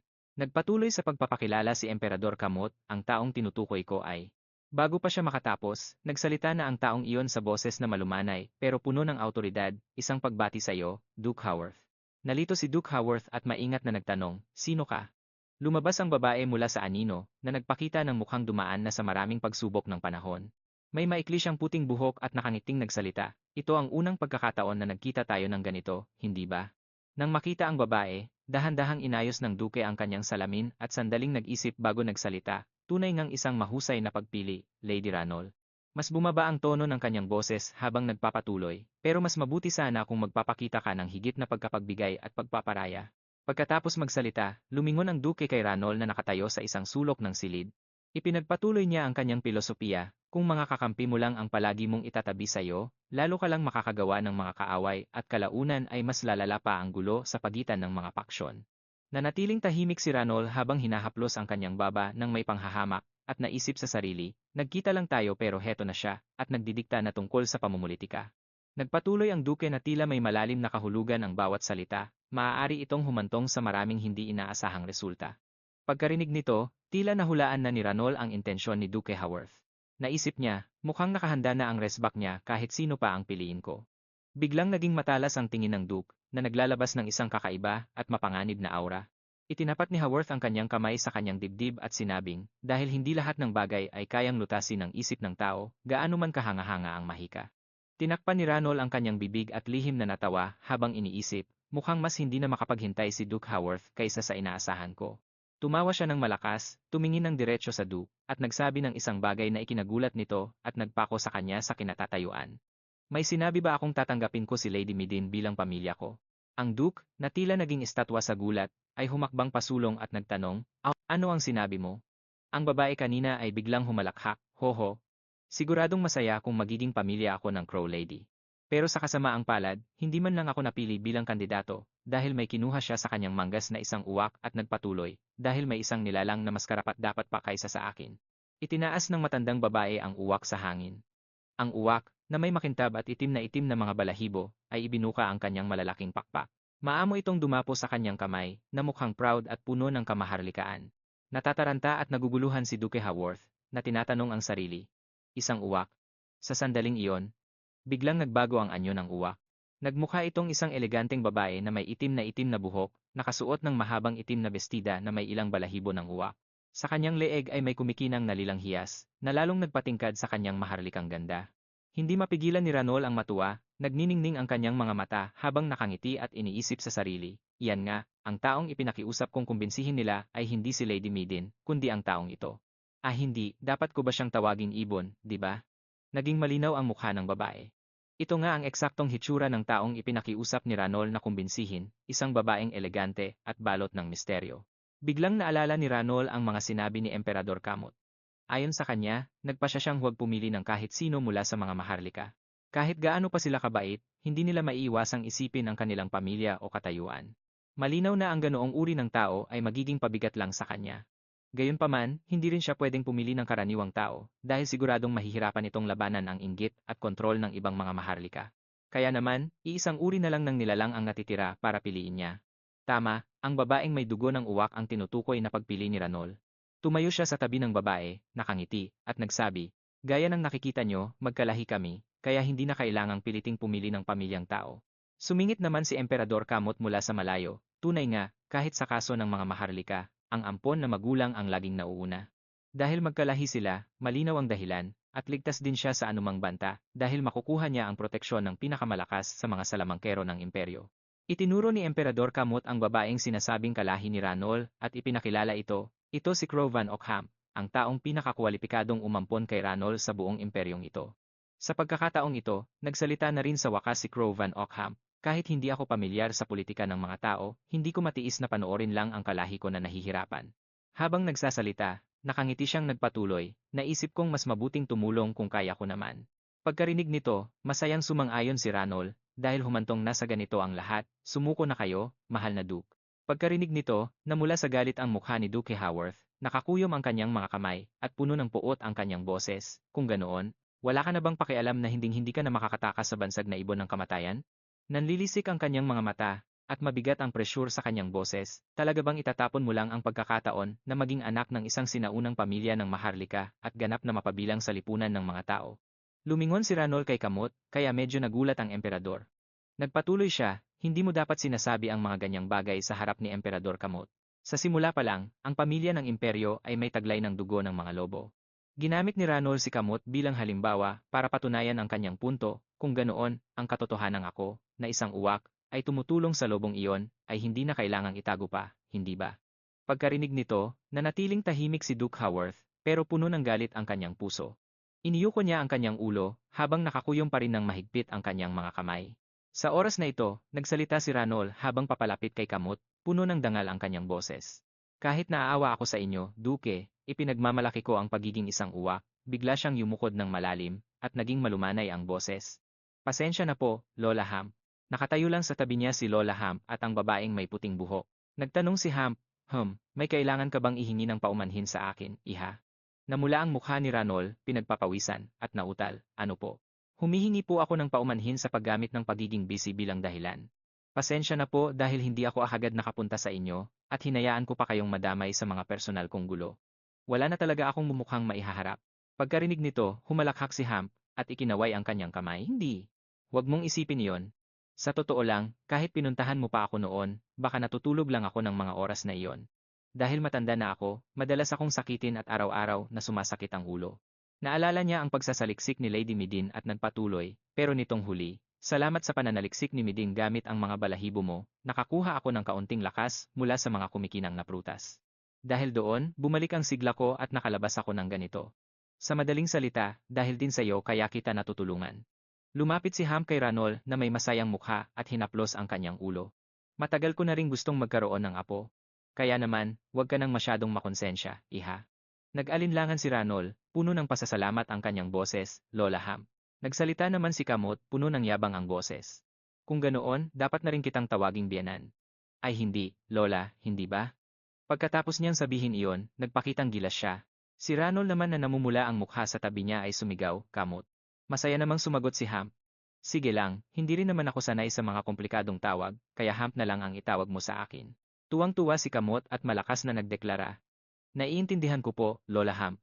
Nahihiya si Ranol at sumasakit ang ulo dahil sa pagiging isip bata ng emperador. Talagang hindi na mapipigilan si Kamot. Napaisip si Ranol tungkol sa kanyang magiging pamilya sa hinaharap.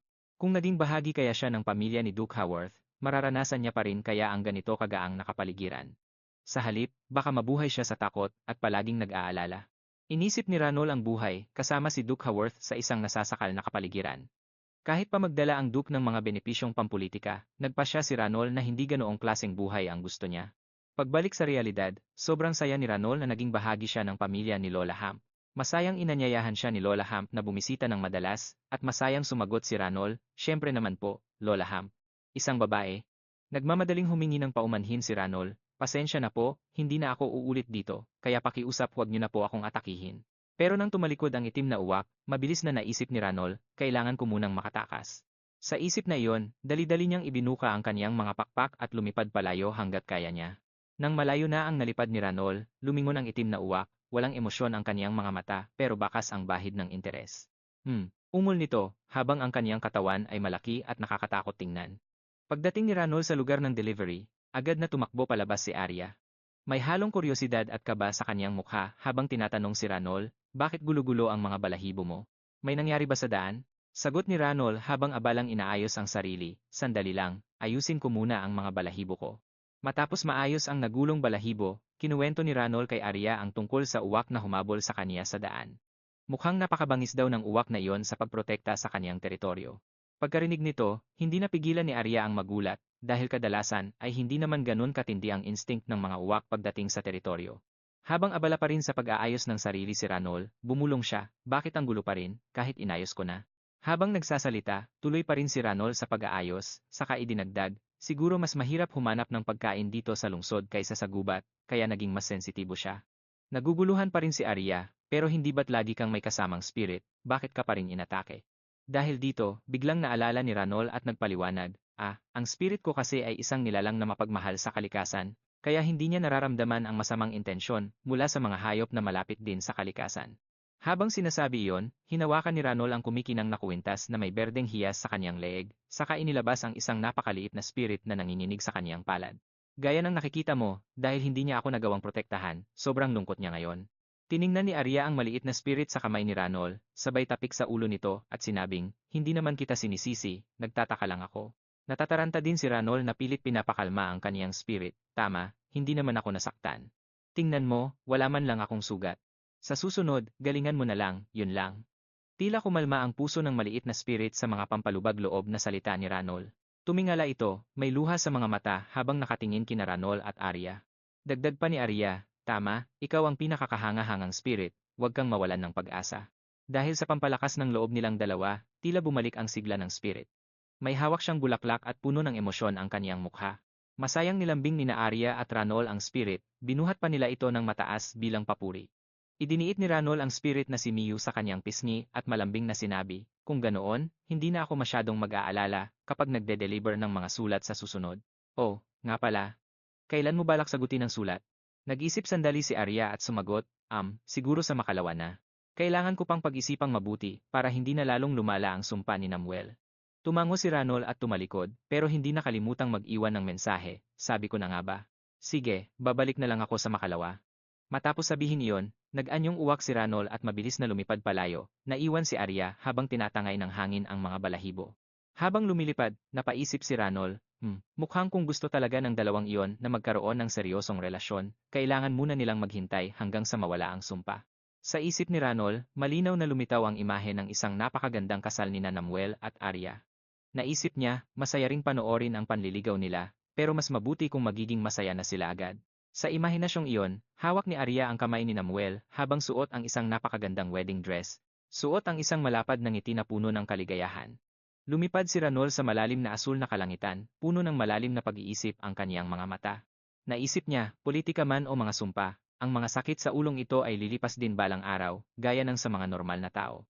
Tiningnan ni Ranol ang mga nagmamadaling tao sa kalsada, ang mga magkasintahang magkahawak kamay na mukhang napakasaya. Ngumiti siya, gusto ko na lang din mag-isip ng mga masasayang bagay, gaya ng, nagulat si Ranol, parang nakakita ng multo sa sobrang takot. Ito yung mismong uwak na nakita niya noon. Dahil doon, mabilis na lumipad palayo si Ranol hanggat kaya niya.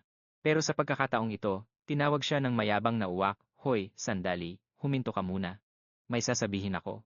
Naisip ni Ranol sa sarili niya, aatake na naman ba siya para palayasin ako? Pero laking gulat niya nang sabihin ng mayabang na uwak, kaso, hindi naging maganda ang buhay dito. Dahil doon, napahinto si Ranol para makinig sa kanya. Ikinuwento ng itim na uwak na takot ang mga tao sa mga katulad nila, kaya mahirap maghanap ng pagkain, kaya raw naging sensitibo at laging nagpapakita ang mga uwak doon. Kamakailan lang, sumabak ako sa matinding bakbakan. 17. Laban sa isang kawan ng mga barakong uwak. Nagkuwento ang itim na uwak ng may kisig at yabang, sabay dugtong. Kaya naman, napagkamalan kitang isa sa kanila, at inatake kita. Pinuntahan kita rito para lang humingi ng tawad. Sa sandaling iyon, biglang naalala ni Ranol na kamakailan lang ay nag-imbita si Lady Medine ng maraming uwak para paghambingin ang mga uwak na kumakain ng prutas na okham at ang mga hindi. Isa rin kaya ang lalaking ito sa mga uwak na yon? Kung oo, baka makatulong siya para maputol ang sumpa ni Namuel. Sa pag-iisip na iyon, sumagot si Ranol, naiintindihan ko, tinatanggap ko na ang tawad mo. Sumagot naman ang mayabang na itim na uwak, salamat sa pagpapatawad sa akin.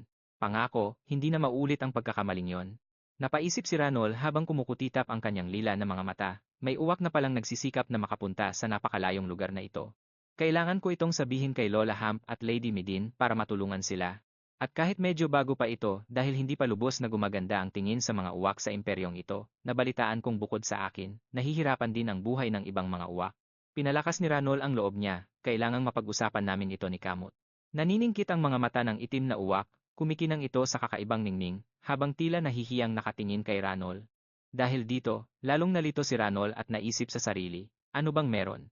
Bakit tinawag-tawag niya ako tapos tititigan lang? Biglang lumapit ang mayabang na itim na uwak kay Ranol, bago pa man ito makagawa ng paraan, sabi ng uwak, ikaw. Tinitigan niya ng may pagnanasa si Ranol, na ang mga mata ay napakaganda at nagniningning. At dinagdag pa nito, napakaganda mo. Hindi. Ikaw ang pinakamagandang babaeng uwak na nakita ko. Nang marinig iyon, sobrang nahiya at namula si Ranol.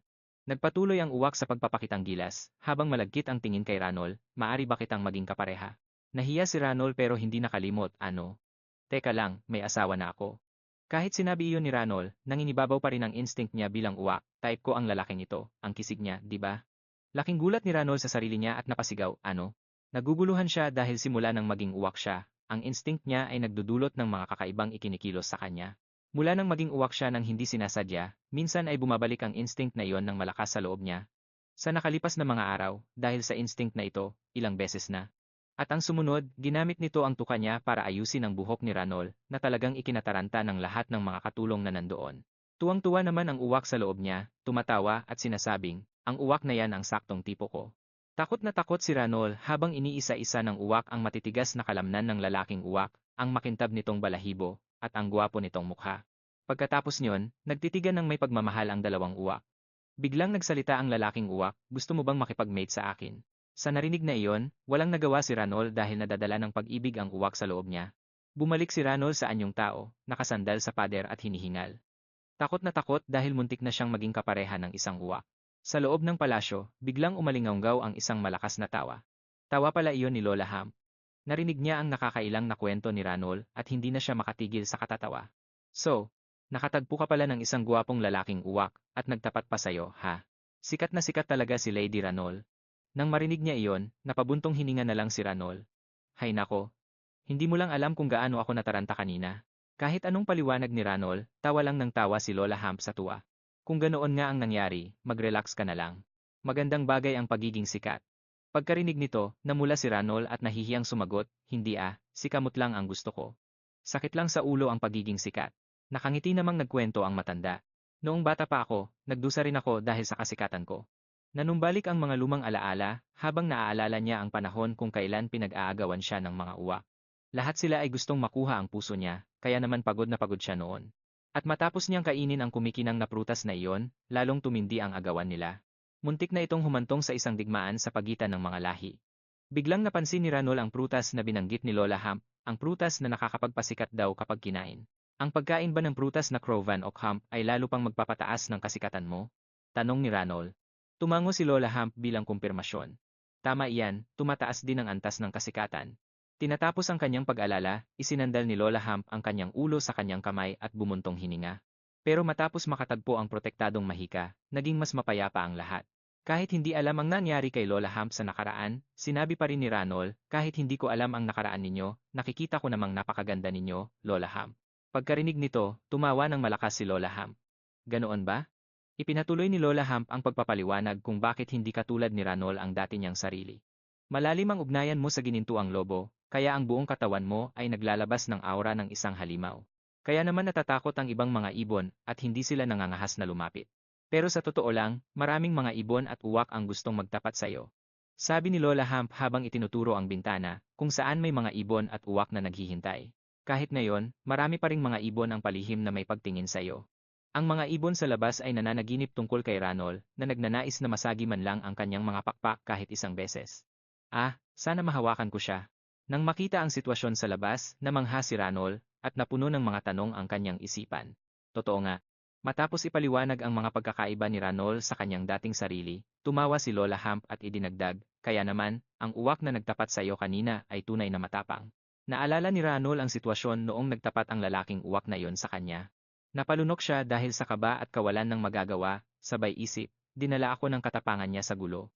Dagdag pa ni Lola Hump. Bukod dito, hindi naman kailangang pakikipag-ugnayan lang sa kabilang kasarian ang pag-uusapan. Kung maiintindihan mo ang ibang mga ibon, magiging masunurin sila sa iyo. Sa madaling salita, ang pagkain ng prutas na Crow Van Ockham ay nagbibigay sa iyo ng kakayahang umakit at pasunurin ang mga ibon sa gusto mo. Nang marinig itong sabihin ni Lola Hump, malungkot na nag-isip si Ranol. Iyon ba ang dahilan kung bakit pumayag na makinig sa akin ang Japanese tit na iyon? Ang Japanese tit na iyon ay nagbigay ng matalim na tingin. Tumulong lang ako dahil sa pagkain. Nasaan na ang pagkain ko? Ibigay mo na sa akin. Matapos marinig ang lahat, iniunat ni Ranol ang kanyang dalawang kamay, habang pinapanood ang isang dilaw na ilaw na kumikislap sa mga ito. Matapos marinig ito, nararamdaman kong may mga nakatagong kakayahan pa ako na hindi ko pa natutuklasan. Kung sakaling magising ng buo ang mga potensyal na iyon, magkakaroon ako ng mas malakas na kapangyarihan para tumulong, di ba? Nagdesisyon si Ranol na gawin ang lahat ng kanyang makakaya. Dapat akong maging sapat na malakas para manatili sa tabi niya. Kakayanin ko bang makibahagi sa mga pasaning dinadala niya? Matapos ang mga kaisipang iyon, agad na nagbagong anyo si Ranol bilang isang uwak at ibinuka ang kanyang mga pakpak, sabay lipad patungo sa langit. Habang lumilipad siya, patuloy siyang nag-iisip. Kahit papaano, wala pang sigurado, kaya hindi ako dapat umasa ng husto. Inisip niya ang isang sitwasyon kung saan umasa siya ng labis sa kanyang mga nakatagong kapangyarihan, para lang malaman na wala naman pala itong silbi. Naiwan siyang umiiyak sa pagkadismaya. Dahil kung magmamalaki ako at lumabas na wala pala akong kahit anong kakayahan, nakakahiya talaga. Ang kawalan nito ay parang sabik na pagbubukas ng lata ng biskwit, pero ang makikita mo lang ay mga gamit sa pananahi. Pero ang mas pinag-iingatan ni Ranol ay ang lalaking uwak na nagtapat sa kanya kaninang umaga, kailangan kong mag-ingat sa lalaking iyon. Pagkatapos niyang sabihin iyon, bigla niyang nakita ang uwak sa isang sanga ng puno sa malapit. Napaisip siya sa sarili. Siya na naman? Bakit ba lagi kaming nagkikita ngayong araw? Wala ba siyang ibang magawa? Tumingin ang lalaking uwak kay Ranol, mukhang natataranta ang kanyang boses. Siguro ay medyo hindi maganda ang paraan ng pagtatapat ko sa iyo. Matapos sabihin iyon, biglang naging malungkot ang kanyang mukha, pero bakas pa rin ang angking kagwapuhan nito. Ipinatuloy niya, nag-alok ako na makipag-asawa ng masyadong mabilis at tinakot kita. At wala pa akong dalang regalo. Talagang napakasamang pagtatapat niyon. Kaya naman lumipad ako sa buong kabisera para hanapin ka, sa pag-asang maitatama ko ang aking pagkakamali. Pero kahit saan ako magpunta, nakakatanggap ako ng mapanuring tingin mula sa mga tao. Napakaswerte ko na nakita-kita ulit ngayong araw. Sabi ng lalaking uwak, ang kanyang mainit at malalim na boses ay nagpapamukhang ito ay tadhana. Bumilis ang tibok ng puso ni Ranol, nag-iisip kung seryoso ba talaga ang uwak na ito. Pero agad ding nawala ang panandali ang kilig, at nanaig ang katwiran, kaya nakaramdam ng hiya si Ranol. Sinabi niya sa sarili, itigil mo na ang pagpapantasya ngayon din, kailangan kong magising sa katotohanan. Pinahihina ng instinto ng uwak ang katwiran ko, pero hindi, dapat kong pigilan ang instintong ito agad.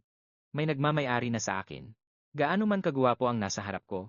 Matapos mapag-isipan ng mabuti, itinalikod ni Ranol ang kanyang mukha, tumingin sa ibang direksyon, at sinabi, may kapareha na ako, at nangako kaming magsasama habang buhay. Kaya huwag ka nang maging makulit, maghanap ka na lang ng ibang uwak. Ang mga salitang pagtanggi ni Ranol ay nagpabuntong hininga sa lalaking uwak. Ang estilo ng pagtangging iyan ay masyadong karaniwan. Bigyan mo man lang ako ng pagkakataon na ligawan ka. Pagkarinig nito, nagulat si Ranol. Isip niya, bakit ayaw niyang maniwala sa akin? Talagang may kaparehan na ako. Ipinatuloy ng lalaking uwak, puno ng paumanhin ang kanyang boses. Siguro ay nadismaya kita dahil nagtapat ako ng walang regalo. Kaya naman, naghanda ako ng ilang sariwa at masasarap na insekto. Nang makita ang tumpok ng mga uod, sobrang natakot si Ranol at nanigas sa kinatatayuan. Pagkatapos, gamit ang lahat ng kanyang lakas, lumipad siya ng mabilis hanggat kaya niya lampas sa lalaking uwak at sumigaw, "Ayoko niyan." Pinanood ng lalaking uwak ang paglayo ni Ranol at bumuntong hininga ng wala magawa, nawala na naman siya. Ang dalagang ito ay talagang nagpapakipot. Biglang sumiklab ang selos sa puso ng emperador nang marinig niya ang tungkol sa gwapong karibal. Mahiyain niyang sinabi, hindi titingin si Binibining Ranol sa kahit kanino.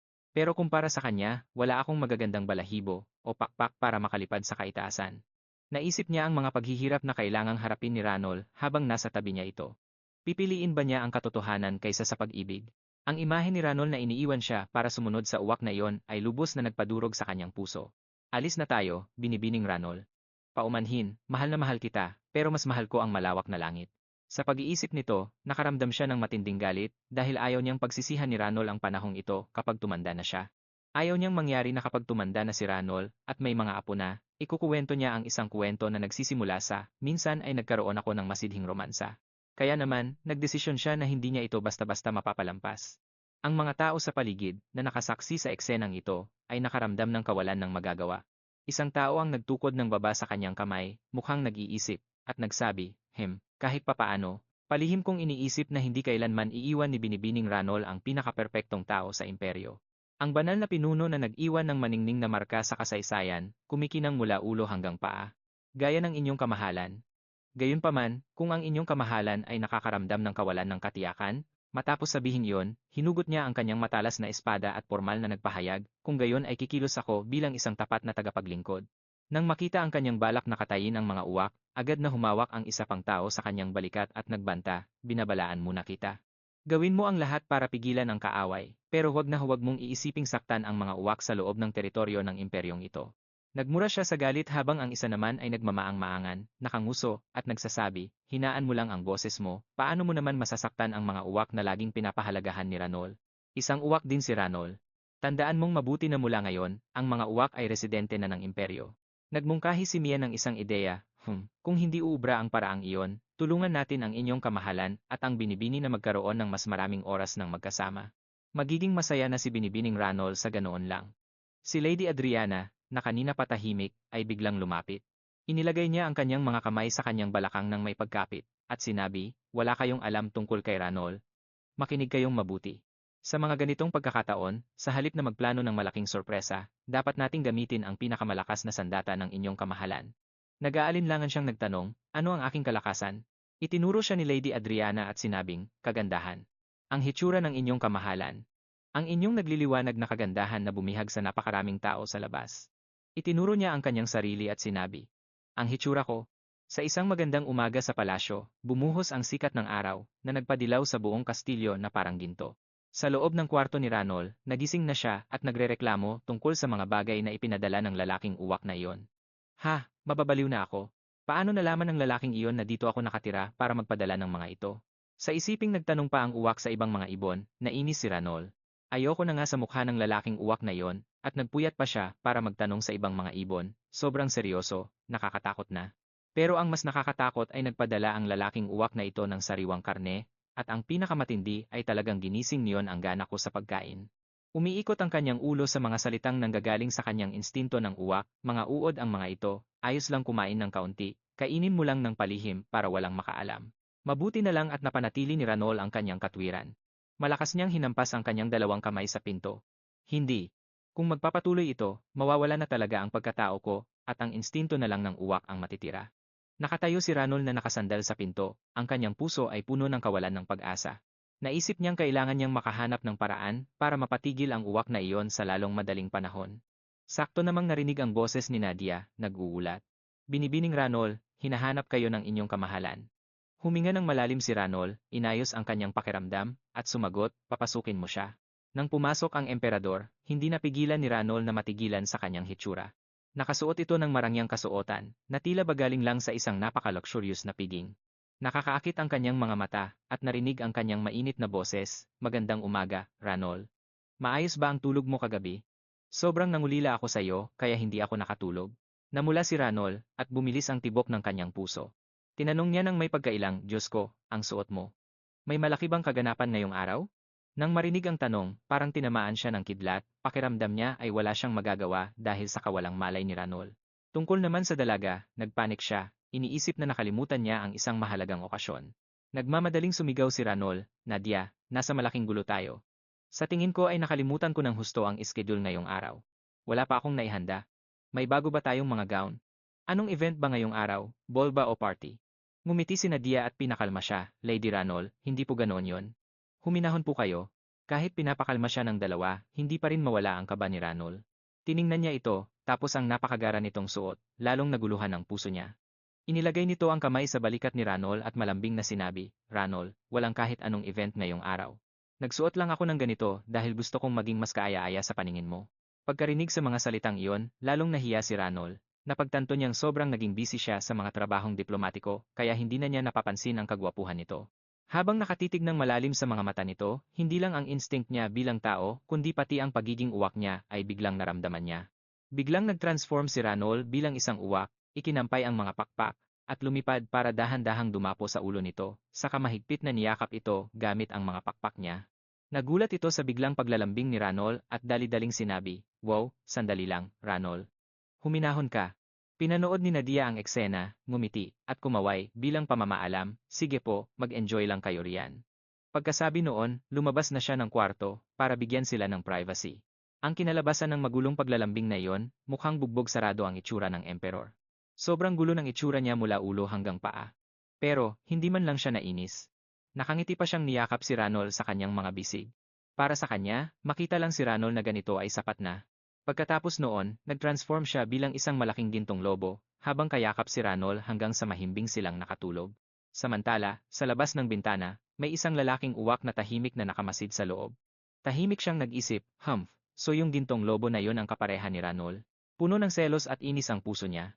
Sa gitna ng romantikong tagpong yon, magkayakap si Ranol at ang lalaki habang mahimbing na natutulog. Biglang nagising si Ranol dahil sa tunog ng pagkatok sa bintana. Inaantok pa siyang tumingin sa labas at nakita ang lalaking uwak na ikinakampay ang mga pakpak sa salamin, puno ng pandidiri ang mga mata. Napabuntong hininga si Ranol, siya na naman. Nataranta si Ranol nang mapagtanto ang presensya nito. Siya na naman, hindi ito maganda. Kailangan ko na itong tapusin ng minsanan ngayon. Agad itong nag-transform sa anyong tao, inakbayan si Ranol, at nagtanong ng may malamig na mukha, siya ba yon, Ranol? Siya yung gwapong lalaki na kinuwento mo sa akin, di ba? Napalunok si Ranol sa tanong na iyon. Napagtanto niyang nagtatanim pa rin ito ng sama ng loob tungkol dito. Ramdam niya ang tensyon sa pagitan ng dalawang lalaki, kaya napapanginig siya sa takot habang nag-iisip. Baka kaya siya biglang nagbihis ng maayos ay dahil sa nararamdaman niyang insecure siya. Nagpasya si Ranol na humakbang pasulong, binuksan ang pinto, at determinadong nagpahayag, makinig kang mabuti, gwapong uwak. Binabalaan kita, inaamin kong may itsura ka, pero ako ang kapareha ni Ranol. Maging matalino ka, at sumuko na ng maaga. Pinagpawisan si Ranol, hanga sa babala nito na seryoso, pero mapanghamon. Paano nasasabi ang ganitong selos sa paraang napaka-tactful? Pagkarinig noon, nanatiling malamig ang pakikitungo ng uwak at sumagot, kaya rin pala ng mga lobo na maging tao. Tunay ngang isang mabigat na kalaban, sapat para maakit ang magandang Lady Crow. Pagkasabi noon, ginamit niya ang kanyang tuka para bumunot ng balahibo sa kanyang katawan, sabay hamon, gayunpaman, hindi ako ordinaryong nilalang, at hinding-hindi ako aatras. Hawak ang bagong bunot na balahibo, itinapon niya ito sa lupa at naghamon. Magduel tayo, gintong lobo. Maglaban tayo para malaman kung sino ang talagang karapat-dapat para sa Lady Crow. Tiningnan ni Ranol ang balahibo at ang hamon na yon, kinabahan ang kanyang puso. Dali-dali niya silang pinigilan, tigil na, pabayaan mo na lang siya. Pero hindi nakinig ang lalaki. Yumuko siya, pinulot ang balahibo, at sinabing, tinatanggap ko. Itinaas niya ang balahibo sa kanyang mukha habang nakangiti, ang hamon mo. Sobrang nagulat si Ranol, sumisigaw ang puso niya, ano? Bakit niya tinanggap? Bakit sineseryoso niya? Tonang ganito. Masaya siya sa isang banda, dahil ang isang perpektong lalaking tulad nito ay nagseselos para sa kanya, pero kasabay niyon, nag-aalala rin siya sa posibilidad na mag-away ang dalawa. Napaisip si Ranol, base sa mga karaniwang tropes, ang karibal dapat ng male lead ay isang blonde na emperor, o kahit man lang isang grand duke mula sa hilaga na may itim na buhok. Bakit may eksenang ang isang emperor ay nakikipag-away sa isang uwak ng ganito? Tiningnan niya ang sitwasyon sa harap niya, pakiramdam niya ay wala siyang magawa. Sobrang lala nito. Nagmalaki pa ang kabilang lalaki, gaya ng inaasahan, hindi biro ang kagandahan ng uwak na yan. Hindi rin nagpatalo ang uwak, eksaktong ang kagandahan ng isang lobong tulad mo ang umaakit sa aming mga uwak. Nakikinig si Ranol sa pagtatalo ng dalawa tungkol sa kanilang itsura, pero parang naglalandian lang sila. Palihim niyang naisip, wait, naglalandian ba kayong dalawa? Tinitigang mabuti ni Ranol ang uwak at napaisip, sa totoo lang, kung titingnan ng malapit, itim na itim ang buhok niya, pero anyway, sobrang nakakatawa lang ng eksenang to. Nakitang maglalaban na ang dalawa, agad na nag-transform si Ranol bilang tao, at tumayo sa gitna nila. Itinaas niya ang kanyang mga braso na parang hugis X at galit na sumigaw, kayong dalawa, tumigil na kayo ngayon din. Itinuro niya ang uwak at idineklara, fiancé na niya ako, ano pang silbi ng magulong duel na to? Siya lang ang nag-iisa kong kapareha. Kahit anong mangyari sa hinaharap, hinding-hindi magbabago ang katotohanan yan, kaya sumuko ka na, dahil sa sinabi ni Ranol, sobrang sumaya si Kamot at medyo nahiya pa. Nahihiya siya dahil para na ring nagtatapat si Ranol sa kanya. Ang lalaking uwak, nang marinig ang mga salita ni Ranol, ay nagulat at napaatras, nakatitig sa kanya. Ha, bakit siya at hindi ako? Bulong nito. Puno ng gulat at pagkalito ang boses. Naiilang na inisa-isa ng uwak ang kanyang mga katangian. Binigyan kita ng napakaraming masasarap na pagkain, at ang itsura ko ay walang kapantay, kaya ano ang dahilan kung bakit hindi mo ako pinili? Napabuntong hininga si Ranol at malumanay na sumagot, well, alam naman nating lahat kung gaano kakahanga-hangang uwak, pero pinili ko siya dahil sa marami pang ibang dahilan. Naalala niya ang mga payapang sandali nila. Naalala niya ang kaligayahang pinagsaluhan nila, ang paglampas sa lahat ng hirap at ang laging pagsuporta sa isa't isa. Nararamdaman ko, ang damdamin niya ay mas mahalaga pa kaysa sa anumang ginto o alahas. Ang nagniningning niyang kaluluwa ay kayang antigin maging ang instinct ng isang uwak. Pagkatapos magsalita ni Ranol, biglang may napagtanto ang lalaking uwak. Kung ito ay isang normal na mandaragit, tiyak na lilibakin lang nito ang hamon. Pero ang lalaking ito ay determinadong tinanggap ang hamon, hindi nagpakita ng panghahamak, kundi lumaban ng patas at malinis. Naunawaan na ng uwak ang dahilan kung bakit hindi siya pinili ni Ranol. Nanahimik siya at napabuntong hininga, talo na pala ako sa labang ito bago pa man ito magsimula. Pagpapatuloy ng matalinong uwak, pero dahil nakita kong kaya mo ring maging tao, patunay lang na kinain mo ang prutas na yon. Gulat na nagtanong pabalik si Ranol, so, kaya mo rin bang maging tao? Malamig na sumagot ang lalaking uwak, hindi, kontento na akong mamuhay bilang isang uwak habang buhay. Hindi ko kinain ang prutas na yon. Iba ang nararamdaman ko para sa'yo, pero gusto ko pa ring panatilihin ang tunay kong pagkatao. Pagkatapos ay seryoso siyang nagtanong. Pero nag-aalala ako, at gusto ko itong itanong. Sa pamumuhay bilang tao, naramdaman mo ba na nawawala na ang pagiging uwak mo? Pagpapatuloy niya, puno ng pag-aalala ang boses, kaya naman, gintong lobong emperor, inaasahan kong tutulungan mo siya. Sana ay tulungan mong laging makalipad ng malaya sa langit ang mga pakpak ng Lady Crow. Pagkasabi noon, ibinuka ng uwak ang kanyang mga pakpak at lumipad palayo, habang sumisigaw pabalik habang lumilipad. Dahil para sa isang ibon, ang pagbuka ng mga pakpak sa langit ang pinakamagandang sandali. Bibisita ako paminsan-minsan para makita kung maayos ka lang. Pagkatapos ng pag-uusap, si Ranol na lang ang naiwan. Pinanood niya ang uwak na lumipad ng mataas sa malawak na asul na langit, tila sumasang-ayon sa mga sinabi ng uwak, at paulit-ulit na tumango. Totoo yon, may pareho siyang inaalala. Walang magawang sinabi ni Ranol, so, sa huli, yun lang ba ang nakuha mo sa mga sinabi ng gwapong uwak? Matagal na tayong magkasama, kaya napapansin ko pa rin ang kaunting pagbabago sa mga ekspresyon mo. Bigla itong naging mas masigla at nahihiyang sinabi. Sa madaling salita, ito ang kapangyarihan ng pag-ibig. Napabuntong hininga si Ranol, naintindihan ko. Pagkatapos ng ilang sandali ng masayang pagkukuwentuhan, hinawakan ni Kamot ang kamay ni Ranol. Sincere ang kanyang mga mata. Ranol, maglaan ka sana ng ilang araw linggo-linggo para malaya kang maging isang uwak. Dahil ipinanganak kang uwak, hindi mo pwedeng pilitin ang sarili mong maging tao lang ng tuluyan. Ngayon, kailangang matutunan din ng mga tao kung paano mamuhay ng kasundo mo, di ba? Nag-aalalang naisip ni Ranol sa kanyang sarili. Sa totoo lang, hindi pa rin niya makalimutan ang katotohanang tao siya sa past life niya. Nahihirapan pa rin siyang tanggapin na ipinanganak siyang uwak sa buhay na ito. Pero gaya ng sinabi ng uwak na iyon, darating ang oras na ang pagiging uwak ay magiging bahagi na rin niya at hindi na ito maitatanggi. Pagkatapos mag-isip ng mabuti, masayang niyakap siya ni Ranol. Sige, tiyak na maglalaan ako ng oras para sa sarili ko. Isang araw, magsasama rin ang mga instinct nating dalawa bilang isa. Sa paglipas ng panahon, dinadagdagan ni Ranol ang dalas ng kanyang pag-transform bilang uwak mula sa minsan sa ilang araw hanggang sa tuwing 2 o 3 araw para maibsan ang kanyang mga instinct. Pinanatili pa rin niya ang kanyang mga relasyon at trabaho, kampante pa rin nag-oorganisa ng mga meeting gaya ng dati. Dahil dati na siyang aktibo sa high society, unti-unti nang nasanay ang mga tao sa anyo niya. Masaya si Ranol dahil ang sandaling yon ang nagbigay ng kabuluhan sa lahat ng pagsisikap niya. Bukod pa rito, may iba pang mga uwak mula sa iba't ibang panig ng empire ang lumalapit para humingi ng tulong sa kanya. Naging abala si Ranol sa paglipad ng pabalik-balik. Sa tuwing may makakatagpo siya, nagtatanong siya, kumusta na kayong lahat nitong mga nakaraang araw? Sumagot ang isang uwak, well, hindi na kami nagugutom ngayon, salamat sa pag-aalala mo. Malinaw na nararamdaman ni Ranol ang sarili niyang pag-unlad, punong-puno ng galak ang kanyang puso. Nagtanong pa siya, may iba pa bang abala o problema? May isa pang uwak na nagsalita. Kamakailan lang, maraming nakakatakot at kakaibang nilalang ang naglitawan sa mga kagubatan sa paligid ng kabisera. Deformed ang hitsura nila at nanlilisik ang mga pulang mata na tila ba gustong lamunin ang lahat ng makikita. Sabi pa ng isang uwak, parami ng parami ang mga ibon na kailangang lumikas papuntang kabisera para mabuhay. Ramdam ni Ranol na may hindi magandang nangyayari. Malamang, ang mga nilalang na iyon ay mga halimaw mula sa kabilang mundo. May natuklasan akong mga nilalang na pilit pumasok sa mga harang na ginawa ko sa buong imperyo. Mukhang kailangan mo nang i-activate ang barrier at bumalik agad, sabi ng isa sa kanila. Nag-isip ng malalim ang emperador, kung ganoon, kailangan nating maghanda ng panlaban agad-agad. Pwede kaya tayong humingi ng tulong sa Heavenly Emperor? Hindi po, mahal na hari. Kung ang mga demonyo ay parang sunog sa kagubatan, siya naman ay parang tsunami. Kung magbabanggaan ang dalawang puwersang iyon, halos walang matitirang buhay, pareho silang natigilan, dahil umabot na sa ganito ang sitwasyon, hindi na ito biro. Mula ngayon, kailangan na nating umasa sa sariling nating kakayahan. Isang tensyonadong atmosfera ang bumalot sa buong imperyo. Lahat ay puspusan ng pagsasanay bilang paghahanda sa nalalapit na digmaan.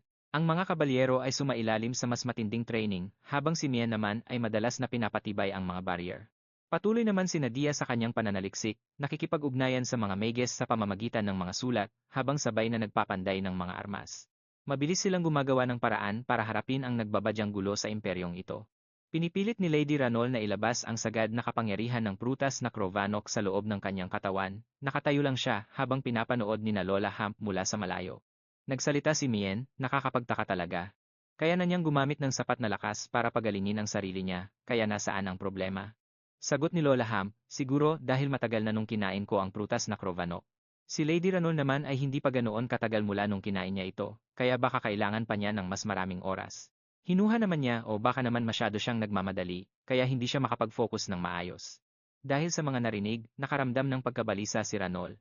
Naisip niya sa sarili, palusob na ang mga demonyo, paanong hindi ako magmamadali? Gusto ko lang namang makatulong sa lahat. Ang tapat na mga salitang ito ay nagpatawa kina Lola Hamp at sa kanya. Aktibong nakikipagpalitan ng impormasyon si Lady Ranol sa mga uwak pero pakiramdam niya ay hindi pa sapat ang mga pagsisikap na iyon. Nag-aalala siya na baka isang maliit na pagkakamali lang ay mauwi sa panganib na nakamamatay. Kung wala siyang matatag na lakas, hindi siya pwedeng maupo lang at maghintay. Mahinang pinitik ni Lola Hamp ang noo ni Ranol. Huwag kang masyadong mahaling sa kapangyarihan, my lady. Kaming mga uwak ay mga hayop sa simula, hindi kami makakakuha ng ganap na lakas sa loob lang ng isang gabi. Kung pakiramdam mo ay hindi ka ligtas, subukan mong kilalanin pa ang sarili mo. Maging uwak ka lang. Ang paggamit ng mga kagamitan at pagsasamantala sa ating paligid ang tunay nating lakas. Nagpaalam si Ranol na lalabas muna dahil may kailangan daw siyang asikasuhin. Tumayo si Adriana at malumanay na nagsalita, Ranol, huwag kang mawalan ng pag-asa, subukan nating humanap ng paraan para magising ang alaala mo. Kapag nabawi mo na ang mga memorya mo, ikaw ang magiging pinakamalakas na karakter. Tumango si Ranol at umamin, sinubukan ko na pero bigo ako. Sobrang tagal na nung nilaro ko ang game na to. Pagkatapos nun, nanood ako ng mga movie, nagbasa ng comics, at kung ano-ano pa, kaya nakalimutan ko na ang lahat. Dati, mga boring na content lang din ang nilaro ko, walang ka-interes-interes. Ngayon, ang hirap ng balikan ng mga alaalang yon. Yumuko si Adriana at bumulong, kung ganoon, kailangan nating subukan ang lahat ng posibleng paraan, di ba? Sumang-ayon naman si Ranol. Biglang naglabas si Adriana ng barya na nakatali sa PC, ngumiti ng malapad, at itinaas ito sa harap ng bida. Simulan natin dito. Matagal ko na itong gustong subukan. Ngayon, makakatulog na si Ranol. Habang nagsasalita siya, pabalik-balik niyang iniindayog ang PC. Si Ranol naman, na mukhang sawang-sawa na, ay bumulong, itigil mo na yan, tama na. Pagkatapos ng ilang sandali ng pagsubok sa iba't ibang paraan, kumuha ng kandila si Adriana at napabuntong hininga. Mukhang hindi rin kayang gamutin ng hypnosis ang amnesia, kaya subukan naman natin ang art therapy. Una, gumuhit ka ng puno at bahay dito sa papel. Nakatitig lang ang bida sa papel at walang magawang nagsabi, simple lang na psychological test sa internet yan, hindi yan tatalab. Pero hindi pa rin sumuko si Adriana at pinalakas ang loob nito, huwag tayong maghilaan pababa. Sige, subukan naman natin ang blood types at constellations para gisingin ang memorya mo. Habang nagsasalita, iniisip niya ang nagniningning na mga bituin sa langit. Suko na si Ranol at umiling, tama na, binubulag ka lang ng pseudoscience. Walang silbi ang lahat ng paraan, mabuti pang kalimutan na ang pag-alala at humanap ng ibang paraan. Bago pa man siya matapos, hinampas ni Adriana ang mesa. Hoy, Ranol. Bakit ba ang hilig mong kumapit sa pagiging praktikal? Virtual na mundo ito, lugar kung saan namumuno ang mahika at dugo ng lahi. Science man o spirituality, lahat yan may kanya-kanyang halaga. Kung nasaan ka, makibagay ka. Dahil pumasok ka sa mundong ito, kailangan mong mabuhay ayon sa mga patakaran nito. Nang marinig ito, nag-isip sandali si Ranol at tumango. May punto ka, pero kung ganoon, mas mabuti pang magtanong tayo sa isang wizard. Kung may sakit ka, magpatingin ka sa doktor. Pumunta ka lang sa wizard at tapos ang usapan. Itinuro ni Adriana ang mukha ni Ranol ay, bakit hindi ko naisip yon? Napatawa si Ranol, mukhang hindi ka pa rin pala lubusang nakalubog sa virtual na mundong to. Nagdesisyon si Adriana, sige, settle na, kailangan nating hanapin ang wizard. Natulala si Ranol, teka, kung pupunta rin naman tayo sa wizard, pwede bang kay Namuel na lang tayo magtanong? Matagal-tagal na rin nung huli ko siyang nakita. Tumango si Adriana, naintindihan ko, kumalma ka lang at gawin natin. Kinabukasan, pinuntahan ng dalawa si Namuel. Seryosong sabi ni Ranol, pasensya na sa istorbo, pero sa kasamaang palad, ang memory restoration magic ay ipinagbabawal ng gamitin. Kasalukuyang nakadistansya si Adriana kay Namuel dahil sa sumpa, at kasabay nito, nagtataka rin siya kung bakit bawal ang ganoong uri ng mahika. Ipinaliwanag ng wizard na ang dahilan ay dahil sa sobrang tindi ng side effects nito. Ang mahikang ito ay pumapasok ng malalim sa kamalayan ng tao, kaya hindi kayang piliin ng user kung aling alaala lang ang babalik. Lahat ng alaala ay sabay-sabay na babaha na magdudulot ng sobrang lala na sakit ng ulo. Bago ito ipinagbawal, maraming wizard ang umabuso nito hanggang sa nauwi sila sa pagkabaliw, kaya naman ipinatupad ang mahigpit na ban. Naisip ni Adriana na kung ganoon nga ang sitwasyon, hindi siya pwedeng humingi ng tulong sa wizard. Pero kung hindi aabusuhin, pwede pa rin bang gamitin ang mahikang ito? Umaasa siya na makakahanap ng paraan ang wizard para matulungan siya. Napatingin ang wizard kay Adriana, bumibilis ang tibok ng puso niya, kaya agad siyang umiwas ng tingin. Sinabi niya na hindi pwedeng gamitin ang mahika, pero naghanda siya ng isang potion na may katulad na epekto. Gayunpaman, ang potion ay mayroon ding parehong side effects, gaya ng mahika. Hawak ni Namuel ang bote ng potion sa kanyang kamay. Nakangiti ng bahagya, sinabi niya na dahil sa impluensya ng sumpa, ang kanyang moralidad ay bumaba ng 38.5% kumpara sa normal, kaya curious siyang makita ang reaksyon ng ibang tao kapag uminom ng potion. Iminungkahi ni Namuel na magsulat sila ng 100 pahinang report tungkol sa epekto ng potion. Pakiramdam niya ay naghanap lang siya ng sakit ng ulo para sa sarili niya. Pero, dagdag ni Namuel, mayroon pa naman siyang 61.5% ng moralidad na natitira. Nagbigay siya ng antidote para agad na mawala ang epekto ng naunang potion. So, kailangan pa bang magsulat ng report? Malumanay na sagot ni Namuel, sa pagkakataong ito, gagawin ko na lang na 50 pahina. Naisip niya sa sarili, kailan kaya niya matatapos isulat ang kabuuang 150 pahina? Lumabas si Adriana at nagsalita, Marquez, may maitutulong ba ako sa inyo? Binigyan niyo ako ng mahalagang potion, kaya gusto kong makabawi. Namula si Namuel at nagsabi, Lady Adriana, kung ganoon ang tingin niyo, mula ngayon, sana ay mas madalas kayong sumulat sa akin. Masayang sumang-ayon si Adriana. Kumaway si Namuel bilang paalam, at pinaalalahanan ang dalawa na mag-ingat sa pag-uwi. Nang makaalis si Adriana, napaisip si Namuel. Sa hindi malamang dahilan, tuwing naiisip niya ang ginang, nagiging magulo ang tibok ng puso niya, lumalala na ba ang sumpa? Malayo pa ang lalakbayin ni Namuel para makarating sa kanyang destinasyon. Pagkarating nila, binuksan ng dalawang babae ang bote ng potion. Hawak ang bote ng malayo, sabi ni Ranol, ang tapang, at ang lansa ng amoy ng potion na to. Tanong ni Adriana, ayos ka lang ba?